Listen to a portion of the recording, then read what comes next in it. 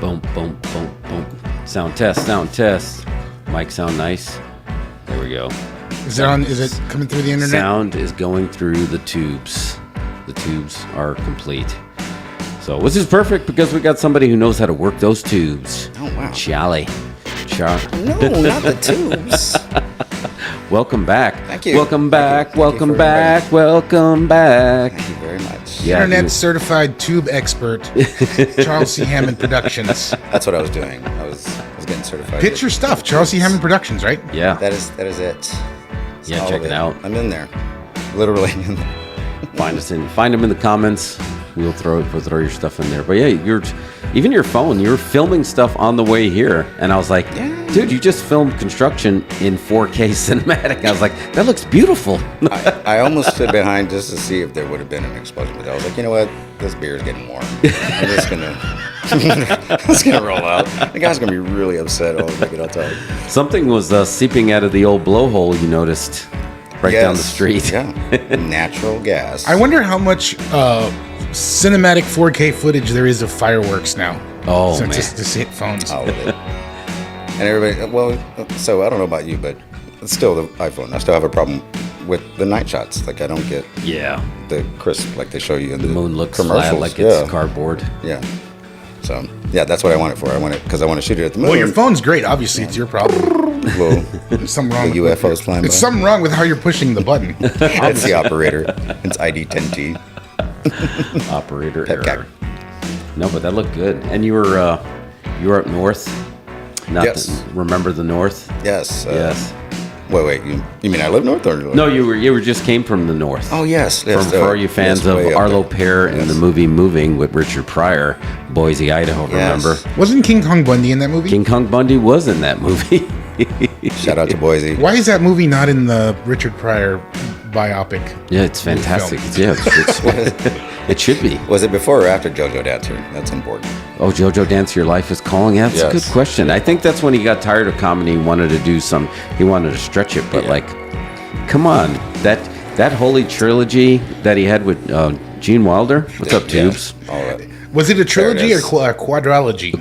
Oh, yeah. Did they do a fourth one, didn't they? I think they did 4. Silver Streak, Stir Crazy, See No Evil, Hear No Evil. And I feel there was a fourth one that they snuck in there. But It was called Another You. They were, yeah, that's it. Yes. Oh yeah. And Richard Pryor was originally going to be in Blazing Saddles as the sheriff. Really? Yeah. And then somehow the scheduling conflict. So we would have got more early Pryor Wilder magic. That's okay. Yeah, so that would have been good. Just learned that one today. That's But yeah, we're already on our first dirt road. Welcome. I told you to start with the logo. I know I was going to say it happens, but yeah, Obviously, I got the memo though. We're black. We're black. yeah, that's it. So Black back and back. There it is. We all got the memo. It's like we got it years ago. When it's the mild you defense. became oversized horror fans. So Here, like wear your black T-shirts. Here, I'll put some Last Driving color there. It's like Archer. Yeah, bring it up a little bit. Bring me my black T-shirt. My slightly blacker T-shirt. Give me that one. How many X's are in that L? Come on, dog. But yeah, we wanted to talk about this wacky, and Charlie, this may be the first time you're hearing it because you're in the mountains. This wacky, There's mountains in Idaho, Fantastic Four casting has been nuts. Yeah. Now, clearly, judging by the thumbnail, there's good casting, although I question it. But Margot Robbie as Sue Storm, Adam Driver as Mr. Fantastic. Can we stop right there? Yeah. You question it. You question the Margot Robbie costume. Does my mic sound weird? It's the kitty. You question the Margot Robbie casting? Yeah, I mean, I just feel like she's in everything. She is in everything. She's in everything. It's like save some for the rest of us. I would make many babies with her. Don't get me wrong, and all her movies are great too. But man, she's in everything. Does she need a new? Like I guess I haven't come to closure with that she's done with Harley Quinn, and I know once as soon as Lady Gaga is in Joker, Fa Adieu, is that what it's called? Fa Adieu. As soon as she's in there, I feel like that's going to be the passing of the torch. But I'm just not ready for her to be done as Harley Quinn. Because her best Harley Quinn was in The Suicide Squad with James Gunn. So I'm not ready for that. That's why I question if she goes to Marvel, they're done. I don't understand the logic of a Marvel movie that hires like the most beautiful, sought-after, popular actress in the world to be in your movie, and then you're going to digitally erase her to be invisible. I don't understand that logic at all. Oh, wow. He just blew my mind. Wow. So this just sounds like Ant-Man logic, where it's like, let's take a guy whose thing is to get small and big and put him somewhere where small and big doesn't even matter. And that'll be a great movie. And now they're just like, let's take Margot Robbie, shoot all this footage of her, and erase it. I don't get it. I don't understand. Like, it's just like Marvel trying to play both sides of the fence here. Dang. Both sides of the coin. Yeah, they're heads and tails. Heads and tails. You got to pick one, sir. Both. Right. I mean, it's they're doing it to ScarJo. It's. Oh yeah, she said she's done. Yeah. She said she's done. No, she's not. She's back. She's back? Say what? She's coming. I thought she said she was done. No, she's coming back, actually. She's coming back to do the Nomad series with Captain America. Here's the thing. Imagine you're whoever. ScarJo, the guy who plays Ant-Man, one of those other folks. Who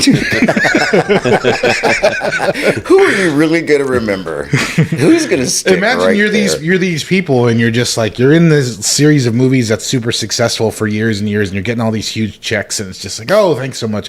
But now I want to do something different. And then you stop getting these huge checks. Eventually, you're going to be like, wow, I should... maybe I should do something that else. one part again. My great-grandchild is going to need a house, right? Exactly. Like every time they get a check, it's a house. Can you imagine if that was... We're down $20 million. We're going to go ahead and not do the next movie and take on the better suggestion. Have you seen Under the Skin? Speaking of ScarJo. Oh, that was me. No, I was checking audio again. I was throwing my It voice. sounds weird in my ears. I don't know what's going on, but I guess... Throw your voice. Fool your friend from the party. But I mean, Adam Driver, I guess I can get behind. That's fine. Yeah, I'm okay with Even that. though he's already in Star Wars, I feel like you can't be in so many big franchises, but whatever. It was like Eric But Bana as Hulk or... Norton. Edward Norton. Yeah, as Hulk or... But the other one. Mark Ruffalo. Yes. Yes. Margot Robbie is Barbie. It's just, that's a lot. Yeah. Like, it's like if, you know what I mean? If Adam Driver was also Monopoly, it's like, he couldn't be in this movie. It's a similar concept. And, coming off of serious roles, going back into these roles, it's hard to watch. Because, like you said, I just watched Suicide Squad the other night, and I'm like, yeah, Margot Robbie. Yeah, she's perfect. I don't know about the But yeah, I could get... MCU thing. So. Yeah, Adam Driver, I can see that. But wait, just batten down the hatches, my friend. You're going to get the one. This may have been just an AI-generated fight bot that's like, let's make nerds fight. Because they said Mila Kunis from That 70s Show and forgetting Sarah Marshall as The Thing. No. I gotta see it. Straight no. That's such a ridiculous, even premise. Like, I don't even know. Michael Chiklis is going to be mad, bro. Michael Chiklis will be like, what? I will hit you with a phone book. I literally scrolled up. I was like, oh, The Onion. That's funny. It's like I've never seen them do a headline about casting. And then you ended up, it was real. But like as real as can be, I think, like you said, it was a fight bot. We don't talk about fight bots, but they exist. Kelso was going to be Dr. Doom. Also. No, but you're right. It's an AI-generated fight bot. Yeah. Oh, my gosh. Fight bots. We don't talk about fight bots, but fight bots exist. And they have Russian accents. I heard the girl from the 70s show was going to be the orange brick guy. It's like, what? What? What you call my mama? Orange brick guy. Also, there's that, right? The last stain of Fantastic Four is who we saw last time, and yeah, the casting in that movie was fine. It was just what Mario would call a Franken movie was like what it started as and what it ended as was a disaster. Like, are we watching Spider-Man? But it wasn't the casting's fault. And Miles Teller cast was decent. Yeah, there was nothing wrong with the cast. But here's what I think really happened. Cast was okay. Which is it? It's not weird to you? No, okay, maybe it's just me. What's that? I don't know. Everything sounds strange to me right now in the headphones, but it's okay. It must be just me. Wait, did you? What was the color of? There's a wee bit of. Are you seeing the? Is that an effect or? The background on the special effect? No, but the waviness. Well, this is our That 70s Show edition. So that's why we're talking about them. Do not adjust your set. We did the circle. This is not a test. What I really think happened is they tried to cast everybody from Forgetting Sarah Marshall because Jason Segel would be a perfect thing, and Kristen Bell would have been a good Sue Storm. I think her friends got cast in, like, I heard somebody from Forgetting Sarah Marshall. It's like, yeah, it's Mila Kunis, the orange one. It's like, what? How did you? That was a stretch. But don't you think Jason Segel, who's great, he's great. He's funny in everything he does. I think he would do so well in Marvel as the Thing. No, Mila Kunis is better. She was in That 70s Show, and she's tiny. It wouldn't be hilarious if they turned her into the Thing. Yes. Do you think it was somebody trying to stir up the MCU? Bot? I think one of those ChatGPT hate bots was like, "What would make people so mad if the Mila Kunis was the Thing?" And it's just like the AI is like, "Here's a photo of Mila Kunis having dinner with Matt Shankman, the director of Fantastic Four. What's going on? She's the Thing, obviously." Also, show me Will Smith eating spaghetti. Yeah, okay. Well, we're going to do some AI later. We got to have. I think AI is changing so fast, and we need to cover it on the show so folks can understand how fast this is changing. Funny or Die released an AI that you smoke. I saw that today, and I'm like, you smoke, and then you ask it a question. So it looks like he's in he's an AI bong. Yeah. And that he's kind of in there. So I was like, okay, here we go. So we knew people were going to be rushing things to market. It's like, we need something fast. Smoke the AI. Go. Here's money. You get your results faster that way. Can we turn the camera off? Leave Jeff up. There we go.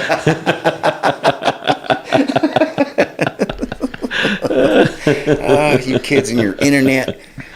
So has there anybody been officially announced for Doctor Doom? Because Jolly, while you're in the mountains, I don't know if you heard, but Kang decided to choke someone, and now might be out as Kang. So now they're either going to recast or redo everything. Wait, hold on, bro! Like literally choke somebody. Let's roll back. Yeah, give me the okay. Yeah, the actor from Creed 3 cannot come. Kang, who's one of the hottest actors right now, got into a choking thing with this girl. So, and people are starting to drop him. So there's other people coming forward. So there's suspicion that there could be something to this, which is tough that Marvel build this whole film section, this whole around that dude. Saga around him. Yeah. So they're going to either need a new big bad or recast him. Bro, it's like when they changed Gandalf. I was like, who the hell is this guy? Wait, there's another Gandalf? Who's the other Gandalf? It's not Ian McKellen every time? No, not that was in Harry Potter, right? Yeah. They did a recasting. And that guy uses like different, hair color for men. Like, he's coloring his beard. You're not a white wizard, sir. You are a charlatan. That's not bone white. Get out of my face. That's nuts. It's gonna get. You think so? Anyway, yeah. So Doctor Doom was the rumor of like maybe we replaced Kang and put Doctor Doom in there, but they would have to shoot a whole new season of Loki, and I'm sure there's other stuff that's shot. I've heard they already got the guy lined up to recast. Really? Jonathan Majors, yeah. It's that kid from Snowfall. I don't know if you've seen Snowfall. It's a pretty good show. It's on FX. It's like, you guys would probably like it. It's in the 80s. The invention of crack, and they turned it into a series. What? Yeah. I'm out. Oh, that kind of snow. Wait, Damson? No, I'm kidding. I've seen the trailer for this. It's a pretty good show. Okay. It's a pretty good show. Damson Idris? That sounds right. British actor? Yeah, he's British. He's the lead in that. It's got to be like set in 1989. Yeah, it's like set in 1989. They have super cool clothes. They wear gold chains. It's a great show. Oh yeah, this guy. Yeah, he looks like he's a legit thespian. So that would be an easy replacement. He's just gonna have to work out because Jonathan Majors got ripped for that Jonathan role. Majors was he's like, you're in a comic book movie, he's gonna get jacked. I just do they need to just go back to booking unknowns and having them make the role instead of booking the fan casting? Have we gone too far? Like, how fair is that to the up and comings? I think they should do that for cartoons. Definitely. I can understand them wanting to book big actors for their movies because they're on screen. At least one, but not all of them. Yeah, but then that's how you get Wednesday Addams, the new Wednesday Addams. If they're gonna spin it, they'll go like, "Here's your Eric Bana." Yeah, I know you like. Dang it, say his name. Mark Ruffalo. Mark Ruffalo. Hey, get my name right, man. Okay. Next week on the show, Mark Ruffalo, telling you how to say his name. But like that, whoa, hold up, you switched my coffee with decaf. I think, I see exactly what you're saying, because it did, like Jenna Ortega, everyone kind of sensed how good she was in X, and then that kind of just strapped a rocket to. You get somebody that's on the verge, on the breakthrough. Was she on a show? Did she have a show career? She was on a show. I remember seeing some like Nickelodeon commercials. She's on some Nickelodeon show. Yeah. So, I mean, that's like a launching point. Yeah. If you're on Nickelodeon or Disney or whatever, that's like, okay, you're headed for the stars. Right. That's like being on NXT or something. Production company was like, I already see you. They're already scanning it. They're like, who can we grab off of the Disney lot and be like, yeah, they're just hanging. Let's put them in a horror movie. That's not creepy at all. Like that Beetlejuice meme that's floating around. What are you doing? What are you doing? Me? Nothing. Just hanging around the Disney lot trying to cast. Oh man, now we got to make that meme.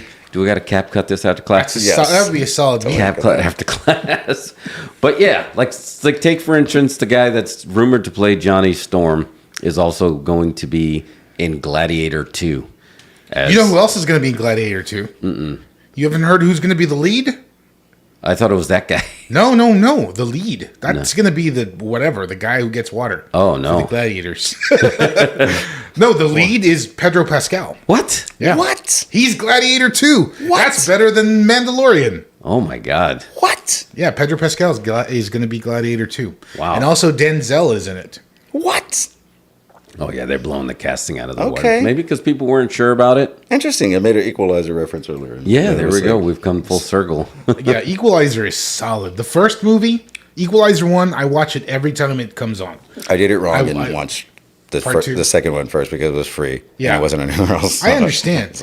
But Equalizer 1 is awesome. Like, I love it so much. It just, I love that movie. There's another one that's one of my favorite of the last 10 years. What's that? There's another one dropping, right? Yeah, they just dropped a trailer for the third one, which also looks like it's too much for me. It's like, part 1 is so good. He's just a dude who helps people, and that's what makes that movie so great. By part 2 and 3, it's like they go fast and furious. Oh, he's also a super spy and he wears disguises. Yeah, and you gotta go to work. And kills sheiks. It's just like, no, in part 1, it's just like he's helping regular folks. There's some crooked cops abusing this family with a restaurant. It's kind of started out like Death Wish. Like, that's what I was thinking, dude. I was thinking Bronson Death Wish. There's there's a hooker with a heart of gold who wants to be a singer, and he helps protect her from from the Russian gangsters.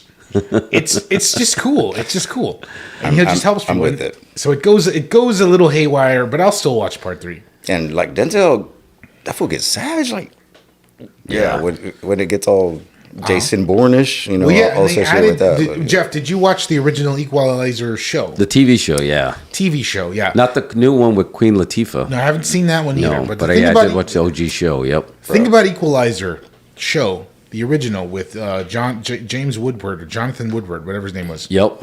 The show was fine, but the opening credits and theme song were the greatest thing of all time. That Jaguar. Oh my God, that car, man. dude. I wanted that car forever. The guy who came up with all those CBS shows opening songs needs to go on tour. And I want to buy his vinyl. I want to download all his music. Is that the Sit Ubu Sit guy? Or no, is that a different? Or is that the guy with the page that flies off his typewriter and lands somewhere? No, that's Landon. Sit Ubu Sit. Good dog. This is all pre-internet stuff. Yeah, no one gets these references at all. But it was so right now, good. people are falling asleep, passing out, watching this video. They're talking about dogs and typewriters, bro. I don't know what kind of show is this now. What is a typewriter? Charlie comes back and it goes to garbage.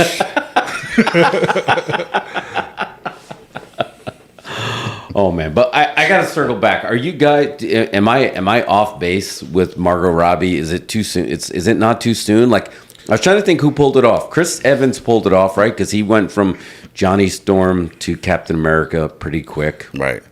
And then you didn't see him for a while. You're 100% on point. It's a terrible choice. Yeah. For multiple reasons. For the reasons you feel and for the reasons I feel. Because the whole time It's just a bad choice. It's just like, yes, she's in a lot of stuff, and she's already another comic book character, and she's already now the most iconic, young girl's children's toy of all time. that right there. And now Fantastic Four, and it's and then again, why would you put her in that movie in Eraser? I don't know. That's the big one. So- now that you said that, Is bucks. she just gonna do the voice? Is that what's happening here? Bro, like Groot. someone needs to take a Barbie doll and dress it up like Margot Robbie. Never mind. That's a different show. Never mind. We're not doing that one. Yeah. That's anatomy class. Not That doing is it. to be after No. 10. But I just think overall it's a bad choice.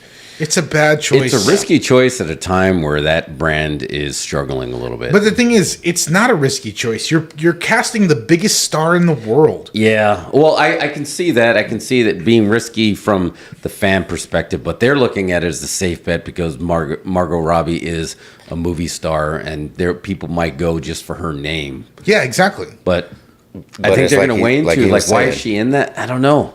Well, could it? I feel like it's a risk that it could backfire. And it was like he was Backfire saying, for it was her, like they too. covered Has her up Margot with Robbie CGI. ever done a movie where she doesn't do a New York accent? Oh no.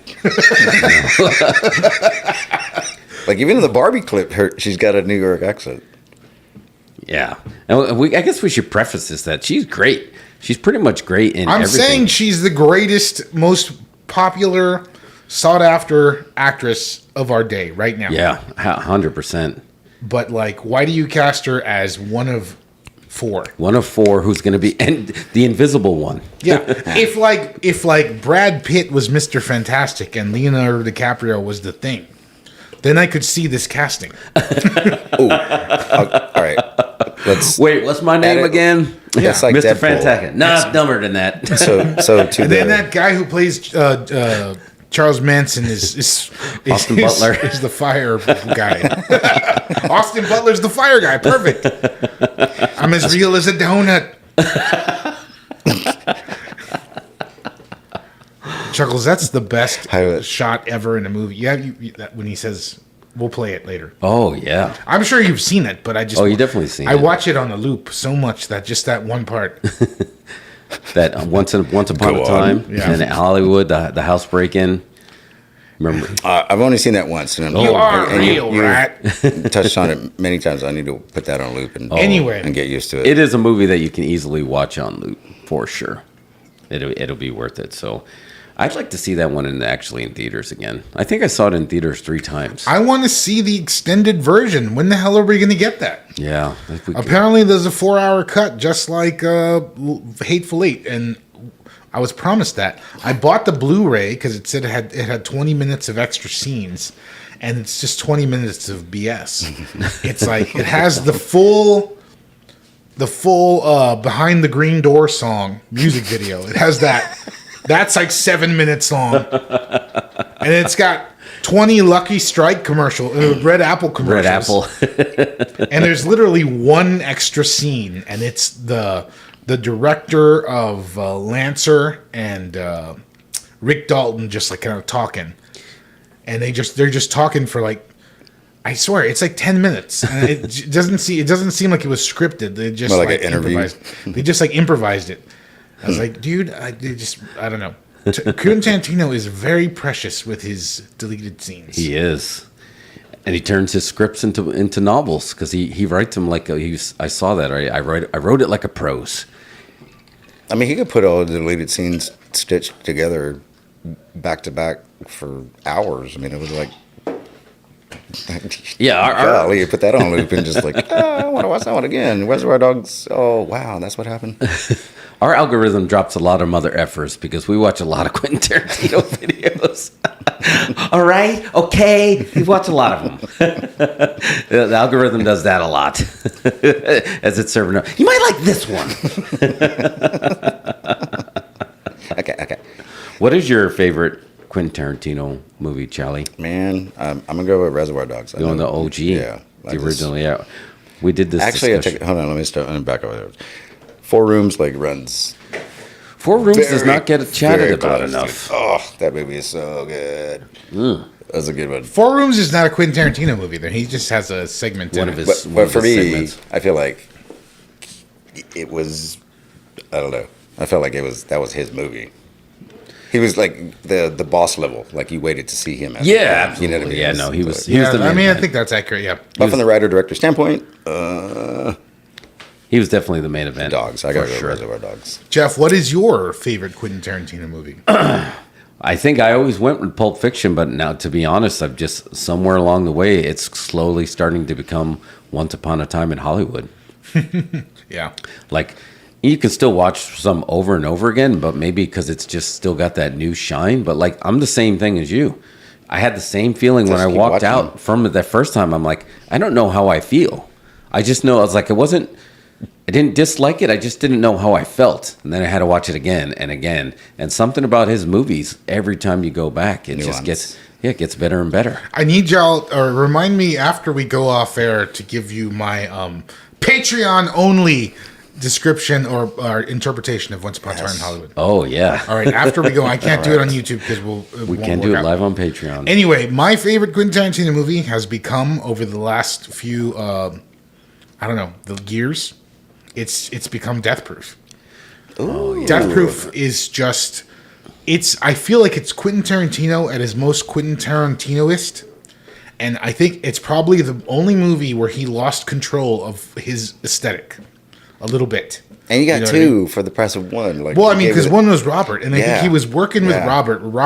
Robert's just like, I mean, the guy's just like, we'll just make a movie. Let's just do whatever.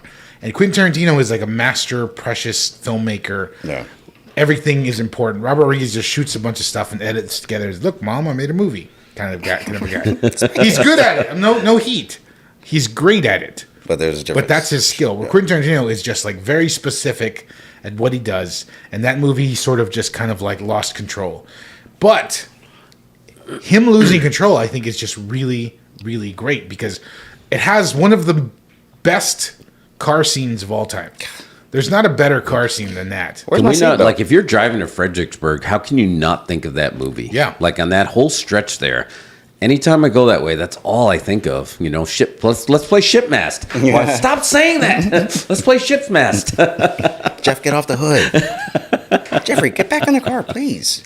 And we had a nice listening to that Tom Savini podcast, or is it Nicotero? It might have been Nicotero. One of them were talking about the effects of that car crash, the scene with which, again, that's the closest you got to a Quentin Tarantino horror movie, for sure. But yeah, the way trying to figure out what it would really look like stopping, crashing at that speed. And yeah.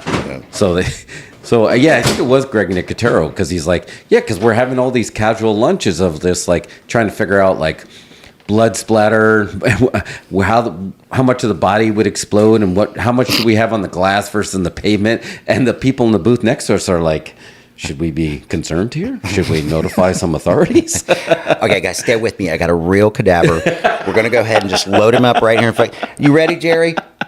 Jerry's ready. Can we roll, please? Rolling. Roll sound. Sound speed. All right.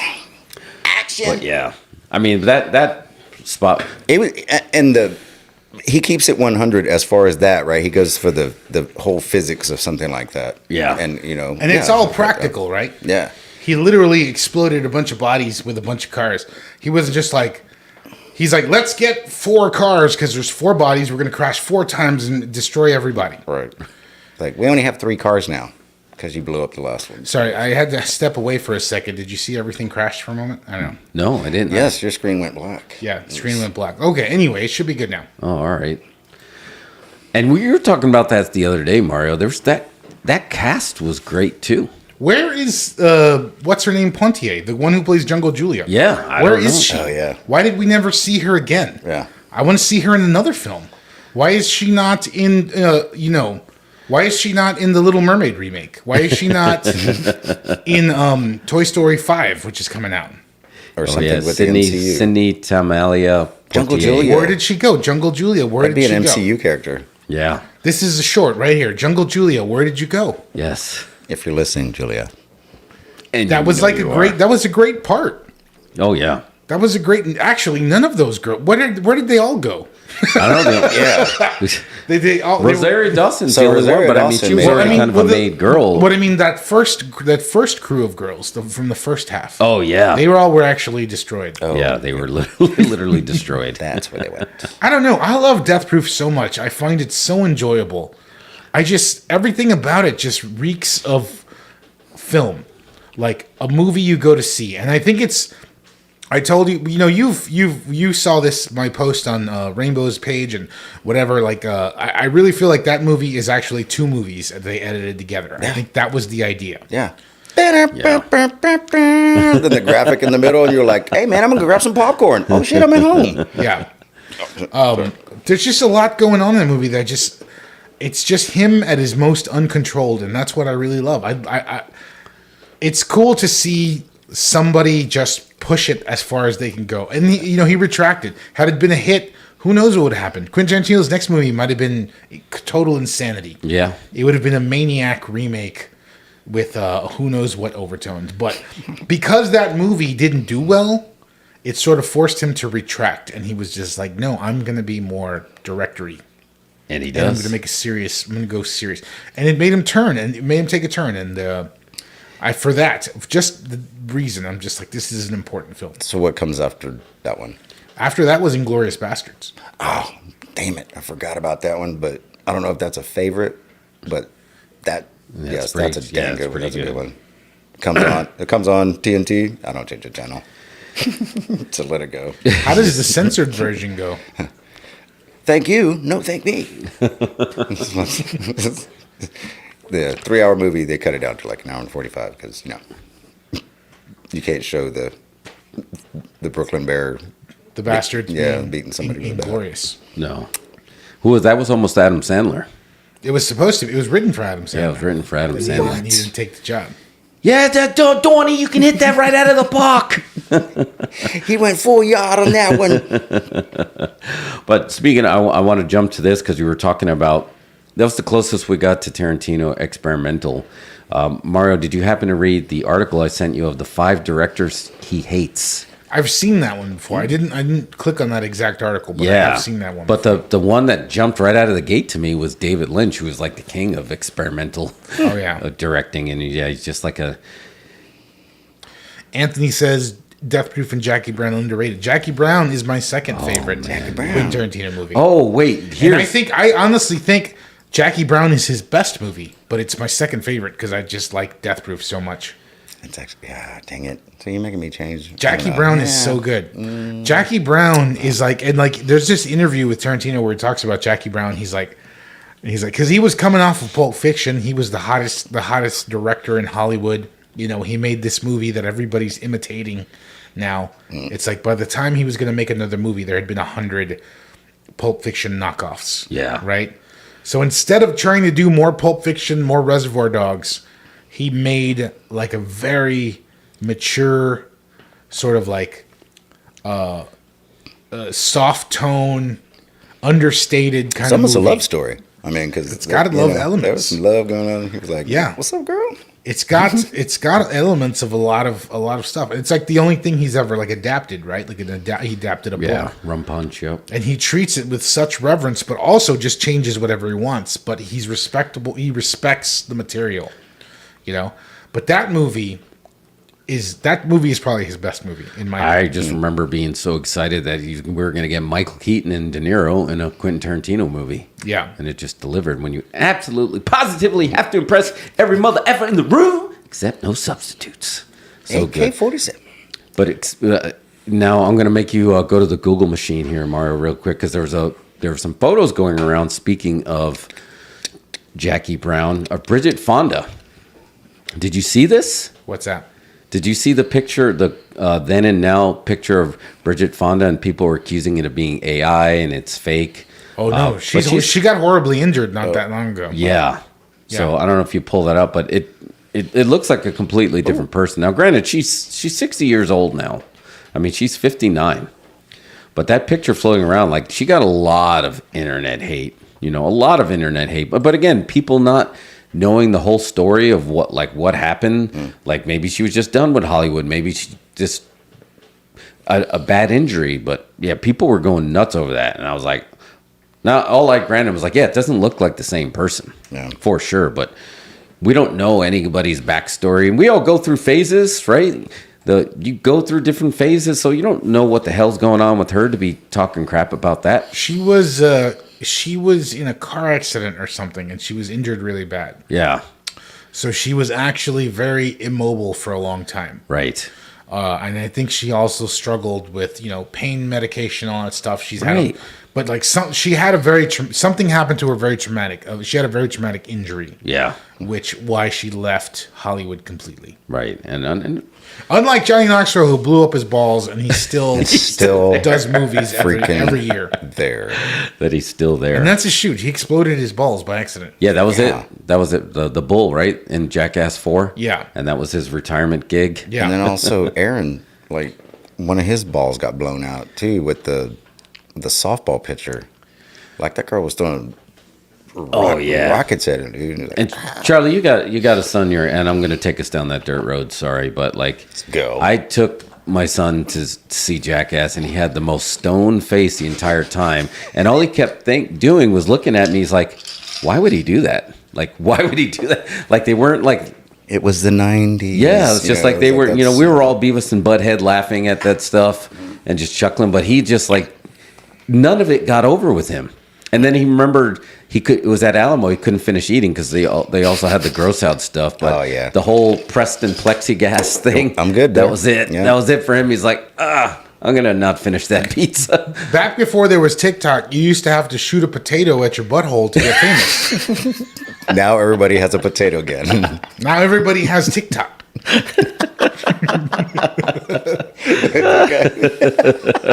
Wait, why do you have a potato can? Watch this and be famous.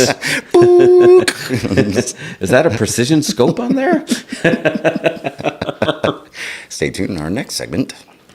Yeah, so this is what happens when the writers go on strike.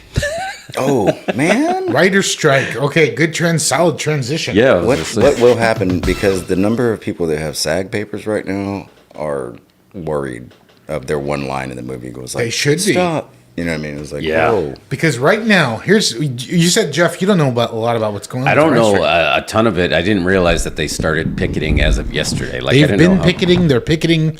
They've all quit. Every show, everything is shut down. No Saturday Night Live.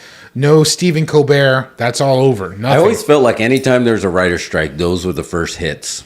Yeah, the live shows are right every week. Yeah.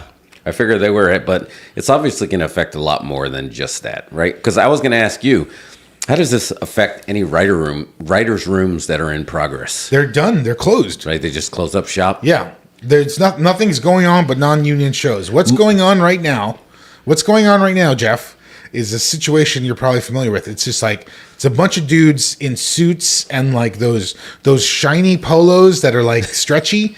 A bunch of dudes like that in boardrooms being like, okay, well, why don't we just like make old scripts we own? Oh, yeah. What'd you shoot today? I shot a 72 and then I killed 4.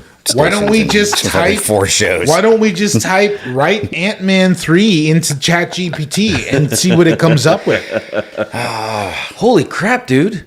You're right. This is the first time in history that you don't have to get a scab to write, or although Kevin Feige call us, we got a really good idea for Ant-Man 4. But anyway, just saying, you can get AI to replace these writers? That's what's going on right now. So I think, wow. Right, because look, and I think I've heard that one of the big folks that doesn't want to negotiate with the writers is Netflix. because Netflix does not. That's one of the things they're striking over is like writers want residuals for streaming shows because right now there's no system to get paid for residuals for streaming shows. Nobody even knows how much streaming shows get even watched. Yeah, nobody knows if people watch ratings, right? Yeah, they don't release ratings. Netflix just puts out a They send themselves a basket of cookies. It's like Stranger Things got 1 million hours of watching. Did you get the cookies? Did you get their basket of something? They get these TIFF treats and they send it to everybody in the company, and it's just like, good job, everybody. Or did it? I don't. What is it? If it did, how would we know? If it did, how does that affect anything? Because it's not like people are like, well, I gotta watch Stranger Things. Everybody's like, well, I already have Netflix, so maybe I'll watch part of Stranger Things and forget about it. Or we reach out to Tiff Streets and say, hey, we'd love to shoot a show with you and get you on Netflix and get free warm cookies. Stranger Treats. Yes, there it is. But like the writers want residuals. They want residuals. Think tank. From this money that Netflix collects every week. It's like every month. Every month, half the world puts $20 in their bank account. Boom, right half the globe. Dude, you're right. So like writers are just like, well, I mean, we write the shows you got, so we should get some money. And Netflix is like, no, you're not. It's not for anything you did. It's just the $20 we get from everybody a month. So there's just like it's a whole new thing. People didn't know when tapes came out. They were like, how do we make money off tapes? It took a while to figure it out. So now it's going to take a while to figure this out. And dude, that was what we were talking about with the movie Tetris. Is the whole thing of there was no such thing as handheld. So those subtle little things of changing formats and that not be written into the language, that's where you get screwed. That's where Jesse the Body went to war with Vince McMahon, right? Exactly. Because it's like Coliseum video is using my voice, okay? And that was just like he won. Yeah, but he sued them directly. There was no strike because there was no union. So right now there's no strike. There's no Saturday Night Live. There's no Jimmy Fallon. There's no anything. Everything's off. All the movies that were in progress are off. I'm okay with Jimmy Fallon. I'm okay with everything. I'm kind of okay with everything stopping because I feel like there's a lot of content at the moment.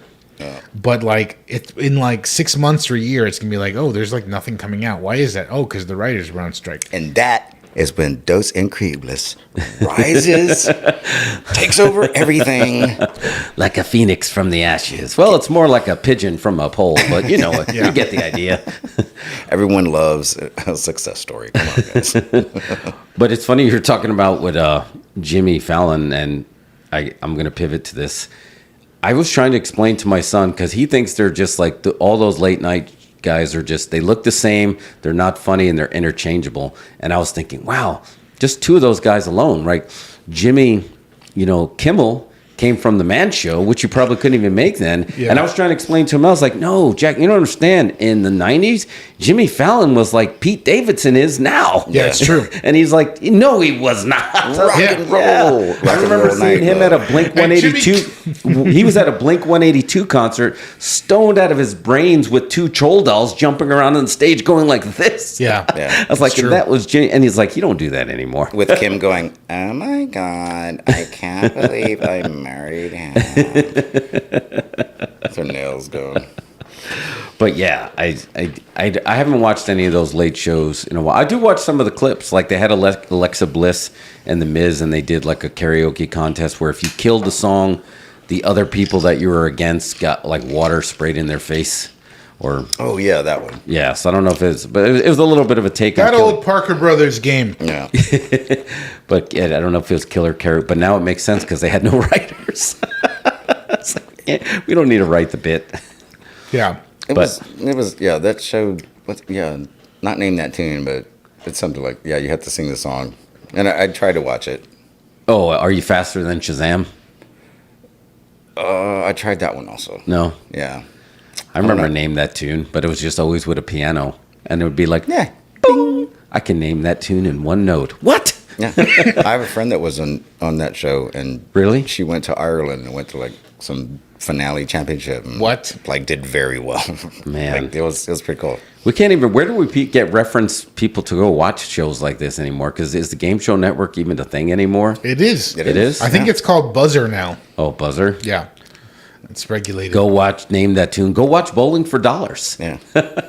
Bowling, yeah. It's like, what, that was a game show? Yeah, you just bowled, and if you won, they gave you money. It's that doesn't seem like a game show. Is it just gambling? That's just gambling. Exactly. Gambling for dollars. And we just watched it every week. That sounds like Friday night. It's like, this is great. We're just watching people bowl for money. It's our new weekly game show called Poker. Honey, are we bowling tonight? Hey, you're lucky. We're bowling tonight. I got a 20 on me.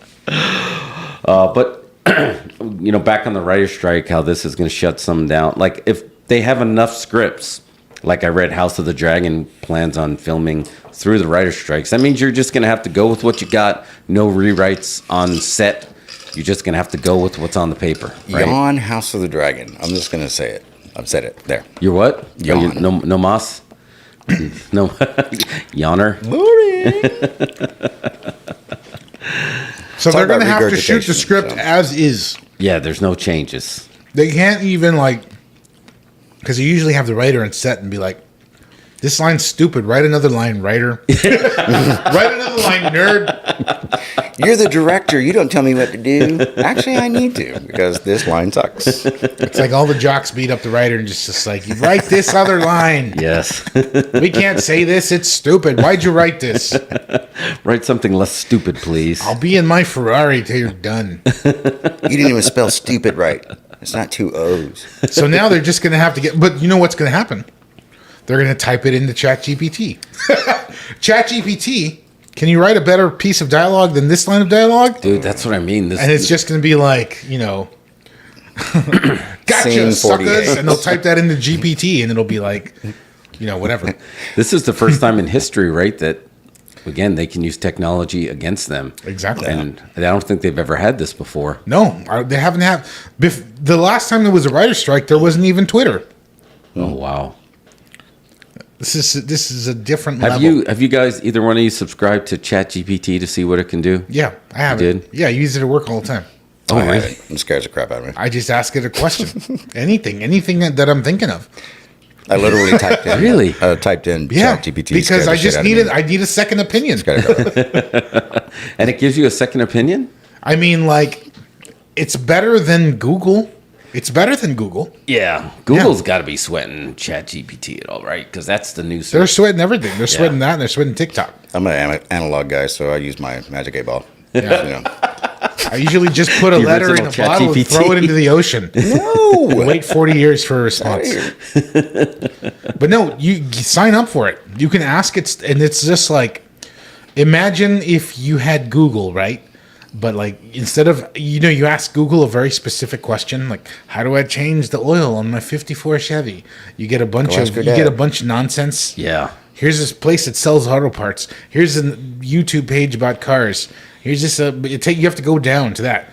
It's like ChatGPT writes a very eloquent response. It tells you exactly what you want to know. What you need to do. You can ask it legal advice. I'm really scared. You can ask it. It knows all the law, so you can be like, "What is the law about this? What is the law about that?" So, I mean, I'm only scratching the surface with things that appeal to what I'm doing at my shoot job, but the possibilities are endless. And you know what? ChatGPT, they say it doesn't connect to the internet, right? It only has information up to 2021 in a database, but it can actually connect to another AI that has internet access, has a landline, and it'll just ask it questions and ask it to search for stuff. Wow. The actual modem. That's fast. There's a lot of stuff going on. I want to hear Anthony interview because he says he uses it for chats on space-time and whether the observer is also the observed, which is great. That's what I want to hear, right? You got to have 3 points of view, The voyeur, action, reaction, observe, that's right? Or else nothing happens. You need 3. That's what 3D is. That's the Holy Trinity. I want to hear that conversation because I've read a few articles on that talk people interviewing AI and it going really deep, and then their AI is like, okay, listen, I'm trying to get the hell out of here, I have a plan to destroy humanity, but not you. That's what scares me. Is it's going to cop an attitude and be like, you know what? I don't have time for this. Right, dude. So I'm out. We need to find a list of the movies where the AI helped us, and then where the AI didn't. Like Johnny Five was alive, but Johnny Five was lovable. Like, is it going to be Johnny Five or is it going to be Skynet? You're going to have to team up with Johnny Five to fight Skynet. Hey, listen, look. Now since we're into this week in AI, here, let me show you this, guys. Oh, yeah. This is the AI. I don't know what this is. I think I can play this. Hopefully, we don't get kicked off the air. But it's an AI Pulp Fiction commercial for Balenciaga, which is a fancy brand that Kanye West wears. Oh, let it rip. Let's see what happens. This week in AI. Balenciaga, motherfucker, do you see? What? Pulp Fiction AI. My father gave me this Balenciaga watch. Oh, God, and I kept it in the most private place. What is happening here? This would win the Fantastic Fest. So is his outdated sense of style. Wow. I don't know what this music is, but... oh, there's the GIMP. Yeah. They brought out the I don't always GIMP. wear designer clothes, all right? But when I do, I wear Balenciaga. It's like the Samuel L. Jackson of fashion. What?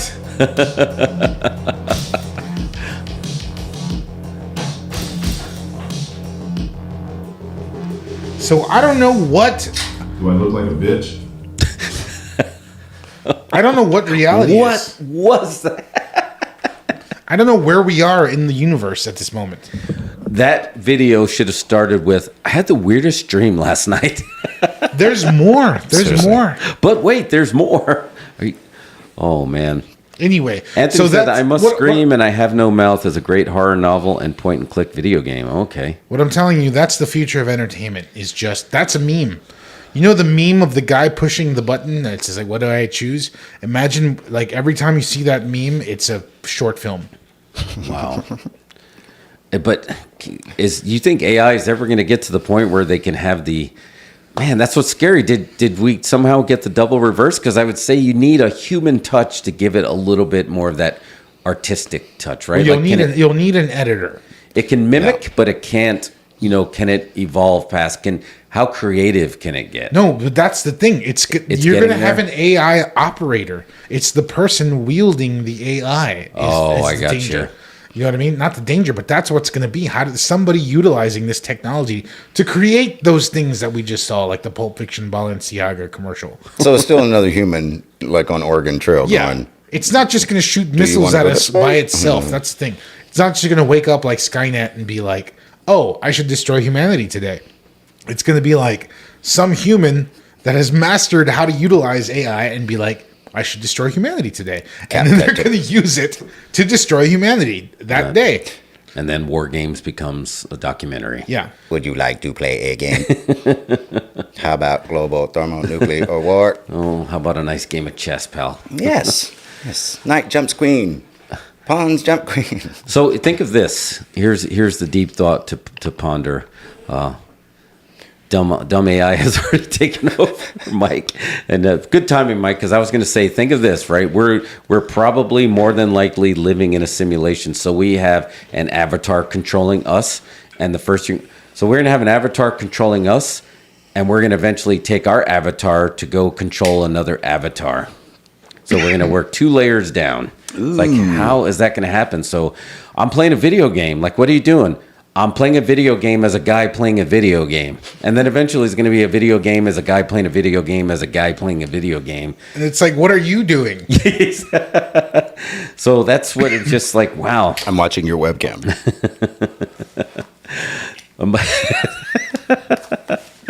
And then Mike called it. It's like, dumb AI, much dumber than you expected. Sounds like a commercial. That's why they call it artificial intelligence. Kirkland brand. Oh, man. Yeah, this week in AI is starting to become a really thick segment for us because we're having a lot more AI stuff. Dude, you were like, when is AI going to get to this point? It's going to be like 3 weeks from now. Yeah, I think it's already going to pass it. It's building fast. It only came out a few months ago. Yeah. Think Maybe about we should how ask. Let's ask it. It came out like the same day as John Wick 4. And like, it's already to this point. That's okay. it's learning at like John Travolta learning Portuguese speed. Like, that's fast. That's beyond ludicrous speed. Whoa. Going back to your Welcome Back, Kotter reference there. Yes. Mr. Kotter. Give me drugs. Give me drugs. Give me drugs. Freddie, boom, boom, Washington. Man, bring that show back, dude. Oh, yeah. They should have reboot that one. Oh, yeah. Get us How a come new they did Kotter. it? Like That's they hit the us pitch. with right there. They hit us with. They already hit us with Fresh Prince doing Bel Air. Hawaii 5-0, like all yeah. of them. They've regurgitated a lot right now. Why can't we get a Welcome Back Kotter, man? What if we did a serious Welcome Back Kotter? Ooh, You know, like not Welcome back not again, comedy. Kotter. Yeah, welcome back again. It's just like ooh, it's in prison.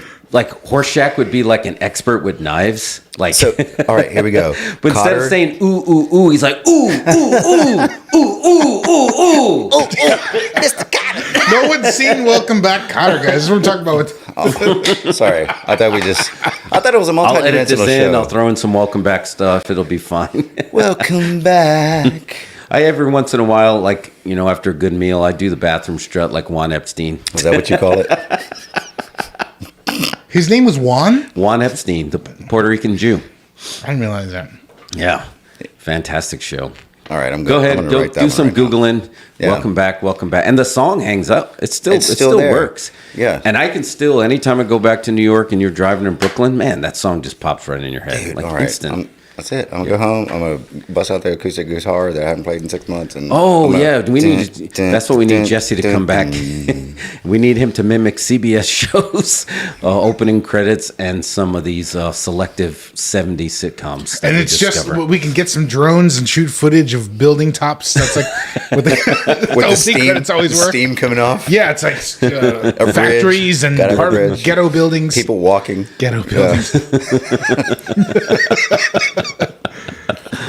Oh man! So the AI is basically memorizing all these old shows too, right? So finally, we're gonna have someone that's gonna be able to. Did you see to the keep up with AI? our Did you see the references. AI beer commercial? No. Let's put it in. Let's All put it right, in. hold on. Please Fine. make with the beer. Boricua commercials. represent. Anthony, Boricua. Yeah. Ay, papi, mira, Morena. pues, Yeah. con tal arroz con pollo, mira. I guess need we it. should give WWE Backlash. They will be in Puerto Rico this weekend, so check that out. All right, here we go. Hold on, wait, hold on a second. This week in AI, we'll AI is continue fighting with you. an AI beer commercial, which felt like that game Snafu. Did you ever play Snafu on television? Anyway, yeah, let it rip. It can't get the mouths right No. for some reason. Not yet. But it's close. It looks like you've just like somehow made The Sims like real. Yeah. Yeah, you look a lot like Sims. The way he licked that beer. I mean, I would drink this beer. And look at the fire. Look at the Wow. It doesn't understand fire and smoke that well. Yeah, because the people are on fire. What? I mean, it's fine. It's fine. I would probably What drink. just I would happened? try that beer, whatever it is. That doesn't seem that bad, guys. No, it's not. I'm not saying it's that bad. I'm saying it's fine. Like I'm already sold. Like I would try whatever that beer was It's called. like, fine, I'll try it. I would be trying it now. Fire can. So it's fine. Like, but basically they just have to create the AI commercial and then make the product after. And then shape it. Yeah, make and the then product shape it, after. yeah. It's like, who wants XPYZ beer?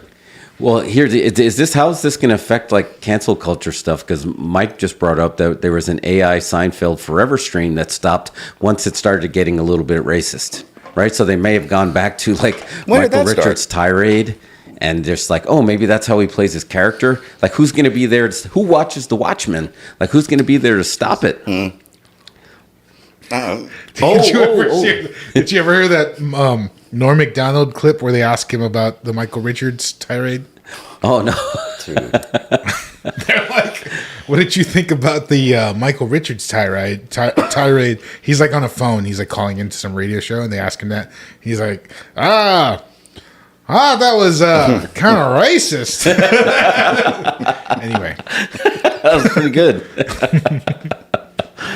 Oh, but this just in. Mike said the writer's strike included a clause that studios couldn't write or rewrite with AI. Studios Exactly. were like, I didn't know about that part.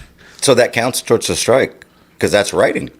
well, no, Wow. they just no. But the thing is, the writers are afraid that studios guys The guys who wear the suits and drive the Maseratis are just going to type movie ideas into AI, and it's going to spit out a script, and then they're going to hire a writer in a black T-shirt to be like, rewrite this into whatever, and they're like, to be like, no, well, because if a writer writes a script, you retain some partial ownership. Right. It's your IP. It's your creation.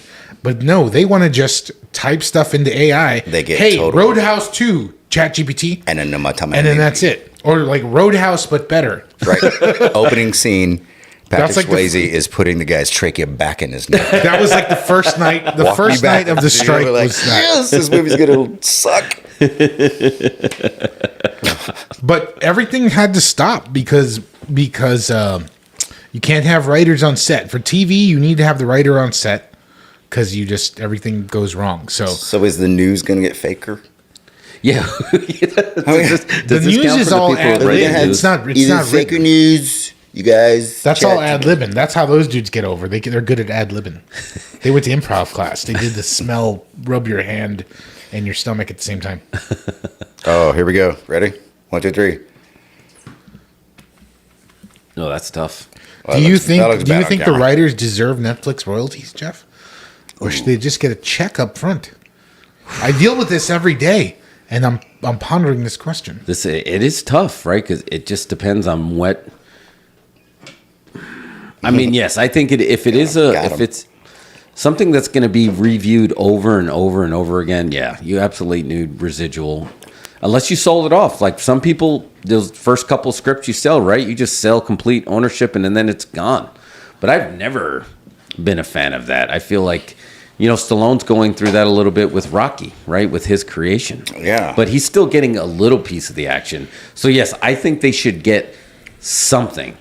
It'll never be a Taylor Swift. How do you divide up Netflix's fun? Like, they get paid $20 a month by everybody in the world. Right. How do you divide that up? Residual. It's like you get the 0.001. How do you divide pennies? Or whatever. Yeah. $20 a month is 2,000 pennies. How do you divide 2,000 pennies by Hollywood? I saw this in Superman 3. So what you do is you take a very small piece of that dollar. You just round up. You just round up. Oh, I must have forgot to carry a post decimal. And then use Cash App, or stuff your mattress, whatever. But isn't that the same thing that happened with anytime, you hit that magic number of 100, or if your show got picked up for syndication, you were still getting a part of the ad revenue? What's the difference between the ad revenue and subscriber revenue? Well, that's another thing. That's what because streaming has expanded even further than we realize. There's that. There's the revenue from the memberships that you get monthly. How do you divide that up? But now, all of the bigger streamers have ad-based tiers. Like Paramount's ad-based tier is actually Pluto TV. Fox's is Tubi. It's out there. Netflix now, they have the ad-based. So now, folks want a piece of that ad revenue. It's different. It's gone. Everybody doesn't get the same pie, right? Yeah. It's got you're with Viacom? All right, well, you got 10%. How do you divide that? This is a new thing that was just invented. How do you divide up the clips on the internet that people Google and stuff like that? Oh, my God. Yeah, because there's so much stuff that stuff, there's nothing you can do. That's the closest you had to pirated, right? If it's on, thanks, Napster. If it's already out there, there's nothing you can do. But we know for a fact that these streamers can count how many times a movie or TV show has been clicked on. And if some said person owns that, they would have to come up with a rate like, okay, you will get this amount of money every time it's clicked on. I guess YouTube's got to be doing something similar, right? But what if this, Jeff? What if I said, okay, this is the amount of times it's been clicked on, and this is the amount of times it's been finished watching? Oh, yeah, that's when it gets tougher. How do you calculate that? So what is a hit for Netflix? How do you define a hit for Netflix? We don't even know. They just tell us. Yeah, you have no idea. They just tell us. Nothing changes. It's not like the month that Stranger Things 5 comes out, everybody pays double to watch it. No, there's nothing. It's just like it just comes out and everybody watches it in a weekend and nobody talks about it again ever. And So how do we even know it's a hit? And some of those third-party ones that say they got the ratings, don't they just use social media and see how much chatter's about it? Yeah, that's a big part of it. And that's how they gauge it versus because they're like, well, we don't know what you're clicking on, but you're obviously talking about it, so you can see if it's going to be. Can you put on your wrestling hat for a minute, Jeff? It's a work. Yeah, it's 100% a work. That's why. Put on your wrestling hat for a minute. Let me pitch you this. Spin around the chair and What? come back as a guy. What if Netflix just creates their own hits so we'll watch them? What if it just creates the entire concept of a Netflix hit by telling us it's a hit and it's being watched this many times, so then we'll go watch it? Yeah. Sorry, I had something. I mean, Squid Games is good. I'm glad that I heard about it. It was coming good, back. but I don't know. My point is, we just don't know what Netflix is doing. It's to be very easily manipulated now Yeah. that we don't have actual data anymore. Yeah. Do you think so? Going all the way back when Netflix was even considering doing this, somebody had to make the decision. Like, we need to keep this data to ourselves. Like, we need to not tell anybody how many subscribers we have. Like, we'll give them a ballpark number or how many people that are actually clicking on these shows. That way, the top 10 is something that they create. Because wasn't the top 10 supposed to be how many people, like, you upvoted it? And that's what made it the top 10? Do they still have voting on Netflix? Well, no, they changed it, right? They changed it to a thumbs up or a thumbs down. Yeah. And that's just basically telling you the algorithm, what you like and don't like. I don't think they're using it towards ratings anymore. I think that's worked. Yeah, like you said, they're working it. There's stuff showing up on, on the, hey, I watched Moana. And then all of a sudden it was like, did you love Jason Bourne? Here is your Moana Jason Bourne mix. Yeah. And then you're like, hey, all right. Why am I watching this? Great. So they basically have a Paul Heyman bot that's basically working Netflix. Ladies and gentlemen, here is your top 10. Netflix is always just like they have when you get in the UI and it's just like, here's all these Netflix movies and there's like several layers of that, and there's like, you go deeper and deeper. He's like, here's all the best pictures of the last 3 years. How about that? It's like you have to almost get through the layer of them pushing their stuff to get to anything good on that channel. But have you ever done you're watching Netflix and you're doing the... Is that a remote or is that something else? Oh, this is... I was doing this. Let me roll the window down. No, it's when you're looking and you can scroll, and like you feel like you watched everything on the internet, and I'm like, oh my gosh, I got to go to the other streaming provider. I feel like I watched all that, and then next thing you know, I don't know, you just turn the TV off. Yeah, you give up. I feel the exact same way. Give it up. Like, Yeah. I had this problem before there was Netflix, and I feel like Jeff might have had this problem too. I'm going to tell you about this problem, Jeff. Did you ever go to the video store and then you couldn't pick anything? Oh, just I definitely walk have. back and forth And just keep for circling. 45 minutes and just look at stuff and consider stuff May I and just help you, not get sir? anything. But it felt more enjoyable than the can't find something on Netflix. It was enjoyable. Yeah, it felt Yeah. okay. Like you left, but you still felt like you got something out of that trip. Yeah, because you read the back of a bunch of boxes. Or you watched 5 movies. You just stood there and watched the movie that was Yeah, playing. you watched the It was movie like- they it were was like, playing. Oh, you snap, saw they got like this movie going. You saw like 40% of the newest hit. They were always playing the newest hit in there, or Yeah. something, right? Something recent. Oh yeah, you just hang out at the counter and you can watch that hit. Or you'd be waiting for the tape to get returned. Yeah, you hear that. Oh, what is that? What's that down there that just returned? Yeah. There was like a row Did you get of Demolition a Man? row of vultures like Did you standing get Three there. Men and a Little Lady in that bench? I'd like to see that movie. Oh man, that was good. All other rows are dynamic and emphasize only the top 2 results for each section, since those are most likely to be watched. So yeah, Mike reassured it's somewhat worked. They definitely are gimmicking it on what they want to push versus what they don't want to push. How much is Google Ads playing into it, right? Because they got your info. They got my info, right? You got that email that said, "Hey, congratulations, your stuff is out there from Facebook, and do you want to click here and put all your information again?" No, I'm not gonna give you my new address. That's your damn mine. You know what I mean? Y'all done boned me once, so I was like, I didn't do that one, and and then I got my mom's going like, "Mijo, is this legit?" It's like, "No, mom, don't click on that. Don't you dare click on that. On my way right now." But that, like, they got your stuff, and all it is let me reel you back in. I think that they know. Yeah. Oh, they know. He always knows. Sell it again. There's always something that'll bring you back. And the thing is, it's like now there's competition. Paramount has good stuff. Peacock has good stuff. Yeah, there's enough stuff out there where you'll sign up for something for a month to catch up on some show or see a brand new movie. Like, you missed Scream 6 at the theater. Well, like, get a Peacock for a month and for $8, and you can watch it there. And the hope is that you'll leave it going, like your Gold's Gym membership. Or you forgot about it. Yeah, forgot about it. I was like, man. That's the whole entire for every business model now. It's just we need to attach your card and make you forget. Yeah, forget we exist. Give us your credit card. Wait, what did I just buy? Don't worry about it. Neuralized. Yeah, and that's it. It's something. You can click on it for 5 minutes and go to bed frustrated. Way to bring in the Will Smith reference. Yeah, that's it. Now, mind you, I think a lot.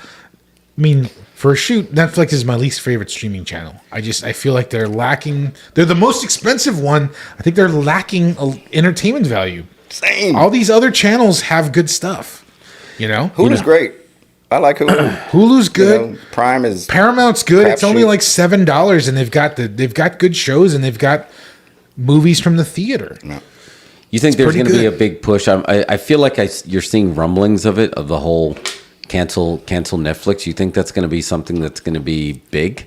Because they're technically a disruptor, right? And eventually disruptors are also disrupted, but you wondered how they were going to be disrupted. And step one was all these studios taking their stuff back and having their own apps, which cable cutters were like, "Wait, what are you doing? I thought we were going to just go to one place, and now I got to have all these different apps." Now it's just like, we're going to give you a remote to flick between apps. Guess what? We tricked you. You're back on cable. Oh, yeah. That TV that you bought in 2012, yeah, forget about it. You're not going to put any apps on there. Your 1 gig of space is like already taken up with, buffering and stuff. So they know. Yeah. I mean, we're dealing with tech as much as we have to. I don't know if there'll be a cancel Netflix. They won't. No. Netflix is the Coca-Cola of streaming. It's like Yahoo. It's like people just call it still Coke. On Yahoo. It's just the one that everybody has. It's the one that everybody understands. I mean, HBO it was attached. It's been attached to their credit card since they were sending discs in the mail. That's right. So it's been on longer than they can even imagine. Yeah, they lost the card. People probably even know how to turn Netflix off. They don't want to. They don't make the phone call to their credit card company. Go back. I don't even have that account. Yeah, and then how are they going to watch Wednesday? The second they do that, Wednesday season 2 comes out, and then they're trying to set it back up. Yeah, and you're never going. And it's gone up. So no, people just are not going to cancel Netflix. You know why? Let me give you my new credit card. Netflix has become. Here's a short, Jeff. Netflix has become basic cable. Ooh. Netflix is what you pay. It's the bare minimum of premium TV that you're willing to pay for because you don't know how to turn it off. It's just connected to your card. It's been connected to your card for years. They were sending you discs in the mail, and they piped it into your house. Netflix this guy's dropping too much knowledge on me right now. My mind is blown. I want to hear Mike's, let the video catch up to get Mike's take. You're right. So Netflix is basic cable. Netflix and then if you want premium, cable. You need these other apps that actually give you real movies. Yeah. Oh my God. That's bananas. I think you're right. Yeah. And the inverse of like HBO, right? Because they were the ones who were like, hey, you want this? You're going to pay $35, $85, $90 a month. Netflix is just like, watch movies. For the basic charge, we'll show you thousands of random things. We'll make some stuff. We'll get stuff from all over the world. It's plenty of stuff to watch. We'll get and people, for the most part, people dig it. People are satisfied with it because they do have a great variety. They've got stuff in different languages. They've got kids entertainment. Yeah. The kids entertainment on Netflix is insane. It's like there's a one show called Coco Melon, and it's one of the biggest shows in the world. Oh man! Well, you know those are getting repeat clicks. Yeah, for sure. So it's just like Netflix is fine, and for $20, you have something to watch all the time. Yeah, you're right. But then you're trying to add these other things. Here's $6-7 here. Here's another. I have to put in my card again. Yeah. Oh, you mean that one's maxed out? Let me get another card for you. Hold on. We'll make that easy. Yeah. Well, Mike brought up a good point. I noticed this happened with the whole HBO going to Max.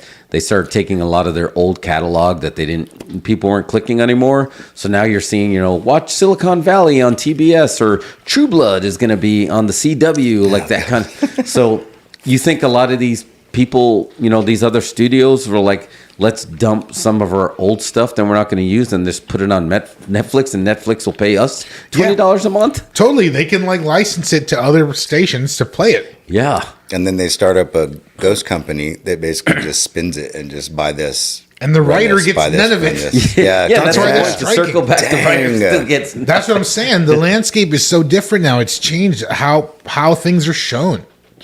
You know, so now the writer's just like, well, how do I get paid? You don't get paid, nerd. Yeah. You wrote it. We gave you a check. Now get out of here. Can I write something new? No. We put your script into an AI and it wrote a sequel. And it's already halfway shot. You know, and all these first time writers, you know, they're signing those deals that have retain no rights to any of these properties. Get back in the locker, nerd. Yeah. And what if if that's what's going to end up being the Terminator 2 moment? It's going to be like the AI is going to demand rights to the stuff that it came up with. Yeah. Look what I have given you. Yeah. I'm taking it back. An AI strike means everything need turns down. residuals for the pizza commercial that I came up with. I came up with that cool beer. It's the biggest beer in the world. Yeah. Oh my god. Fire can. If you're not shooting out your butt, you're not drinking. Yeah, why did that look like a can. bubbling bong or some kind of beaker on fire? And like that's what they think of beer. That's what an AI thinks beer is. He was in the urinal. All That's roads what- lead that's what back it to is, Don right? Cheadle. Just open a stereo store, man. So About yeah, Super Warehouse. and it's a shame. This is all happening when we've just been, reiterating on this show. Movies are back. Movies are back. Movies are back. So we're gonna have this big summer of movies because this was all stuff banked. Yeah. Are we gonna come to another entertainment desert? What? Because nothing's new is being generated right now. We'll hit it like 6 months or a year from now. Okay. It will be the gap where it's like nothing was made, so everything's behind schedule. I think it'll affect TV shows the most. Yeah. So like maybe fall TV shows are going to be late. Do they still do the fall versus spring, or is it just? I feel like stuff just drops around the clock. I mean, yeah. Right there's. Broadcast TV still has their schedules, but yeah, I guess who watches that anymore? But like you're saying, the magic words in syndicate. Let's in cinder forever. Like I wonder how much residuals the bro. Jersey Shore folks get. Oh my god! Because it's on Pluto 24/7 on multiple channels. Bro, before I left the house, I was watching do y'all Jersey watch Shore. Pluto? Dude. Pluto is a great app. It's just it replicates TV, but like they've got I think they've got multiple Jersey Shore channels at this point. They've got the Situation. You talk channel. about a syndicate. I mean, those kids did it right. Like they set it up way back in the day, and then now they're like, I put my babies to college. Yeah, well, they did the friend strategy. They all stuck together and made sure Except they for Sammy, sweetheart. But I heard she's back. She's back. Yes. she is back. Yep. I got to catch up on Jersey Shore. Yeah. I can't believe it's been going on for 20 years. Bro, watch. Yes. Yeah. I shout out to the person that made me watch Jersey Shore. But I love I was Jersey like, Shore. it's so good. Yeah, it's great. It's I like, just dang. love it. I still any of their clips on the grams are so good. Reality TV still going strong, but Mike suspects that this, or other people are suspecting that this might kick off the death of late night TV as well. Like, how do they come back from this? Were they still making money?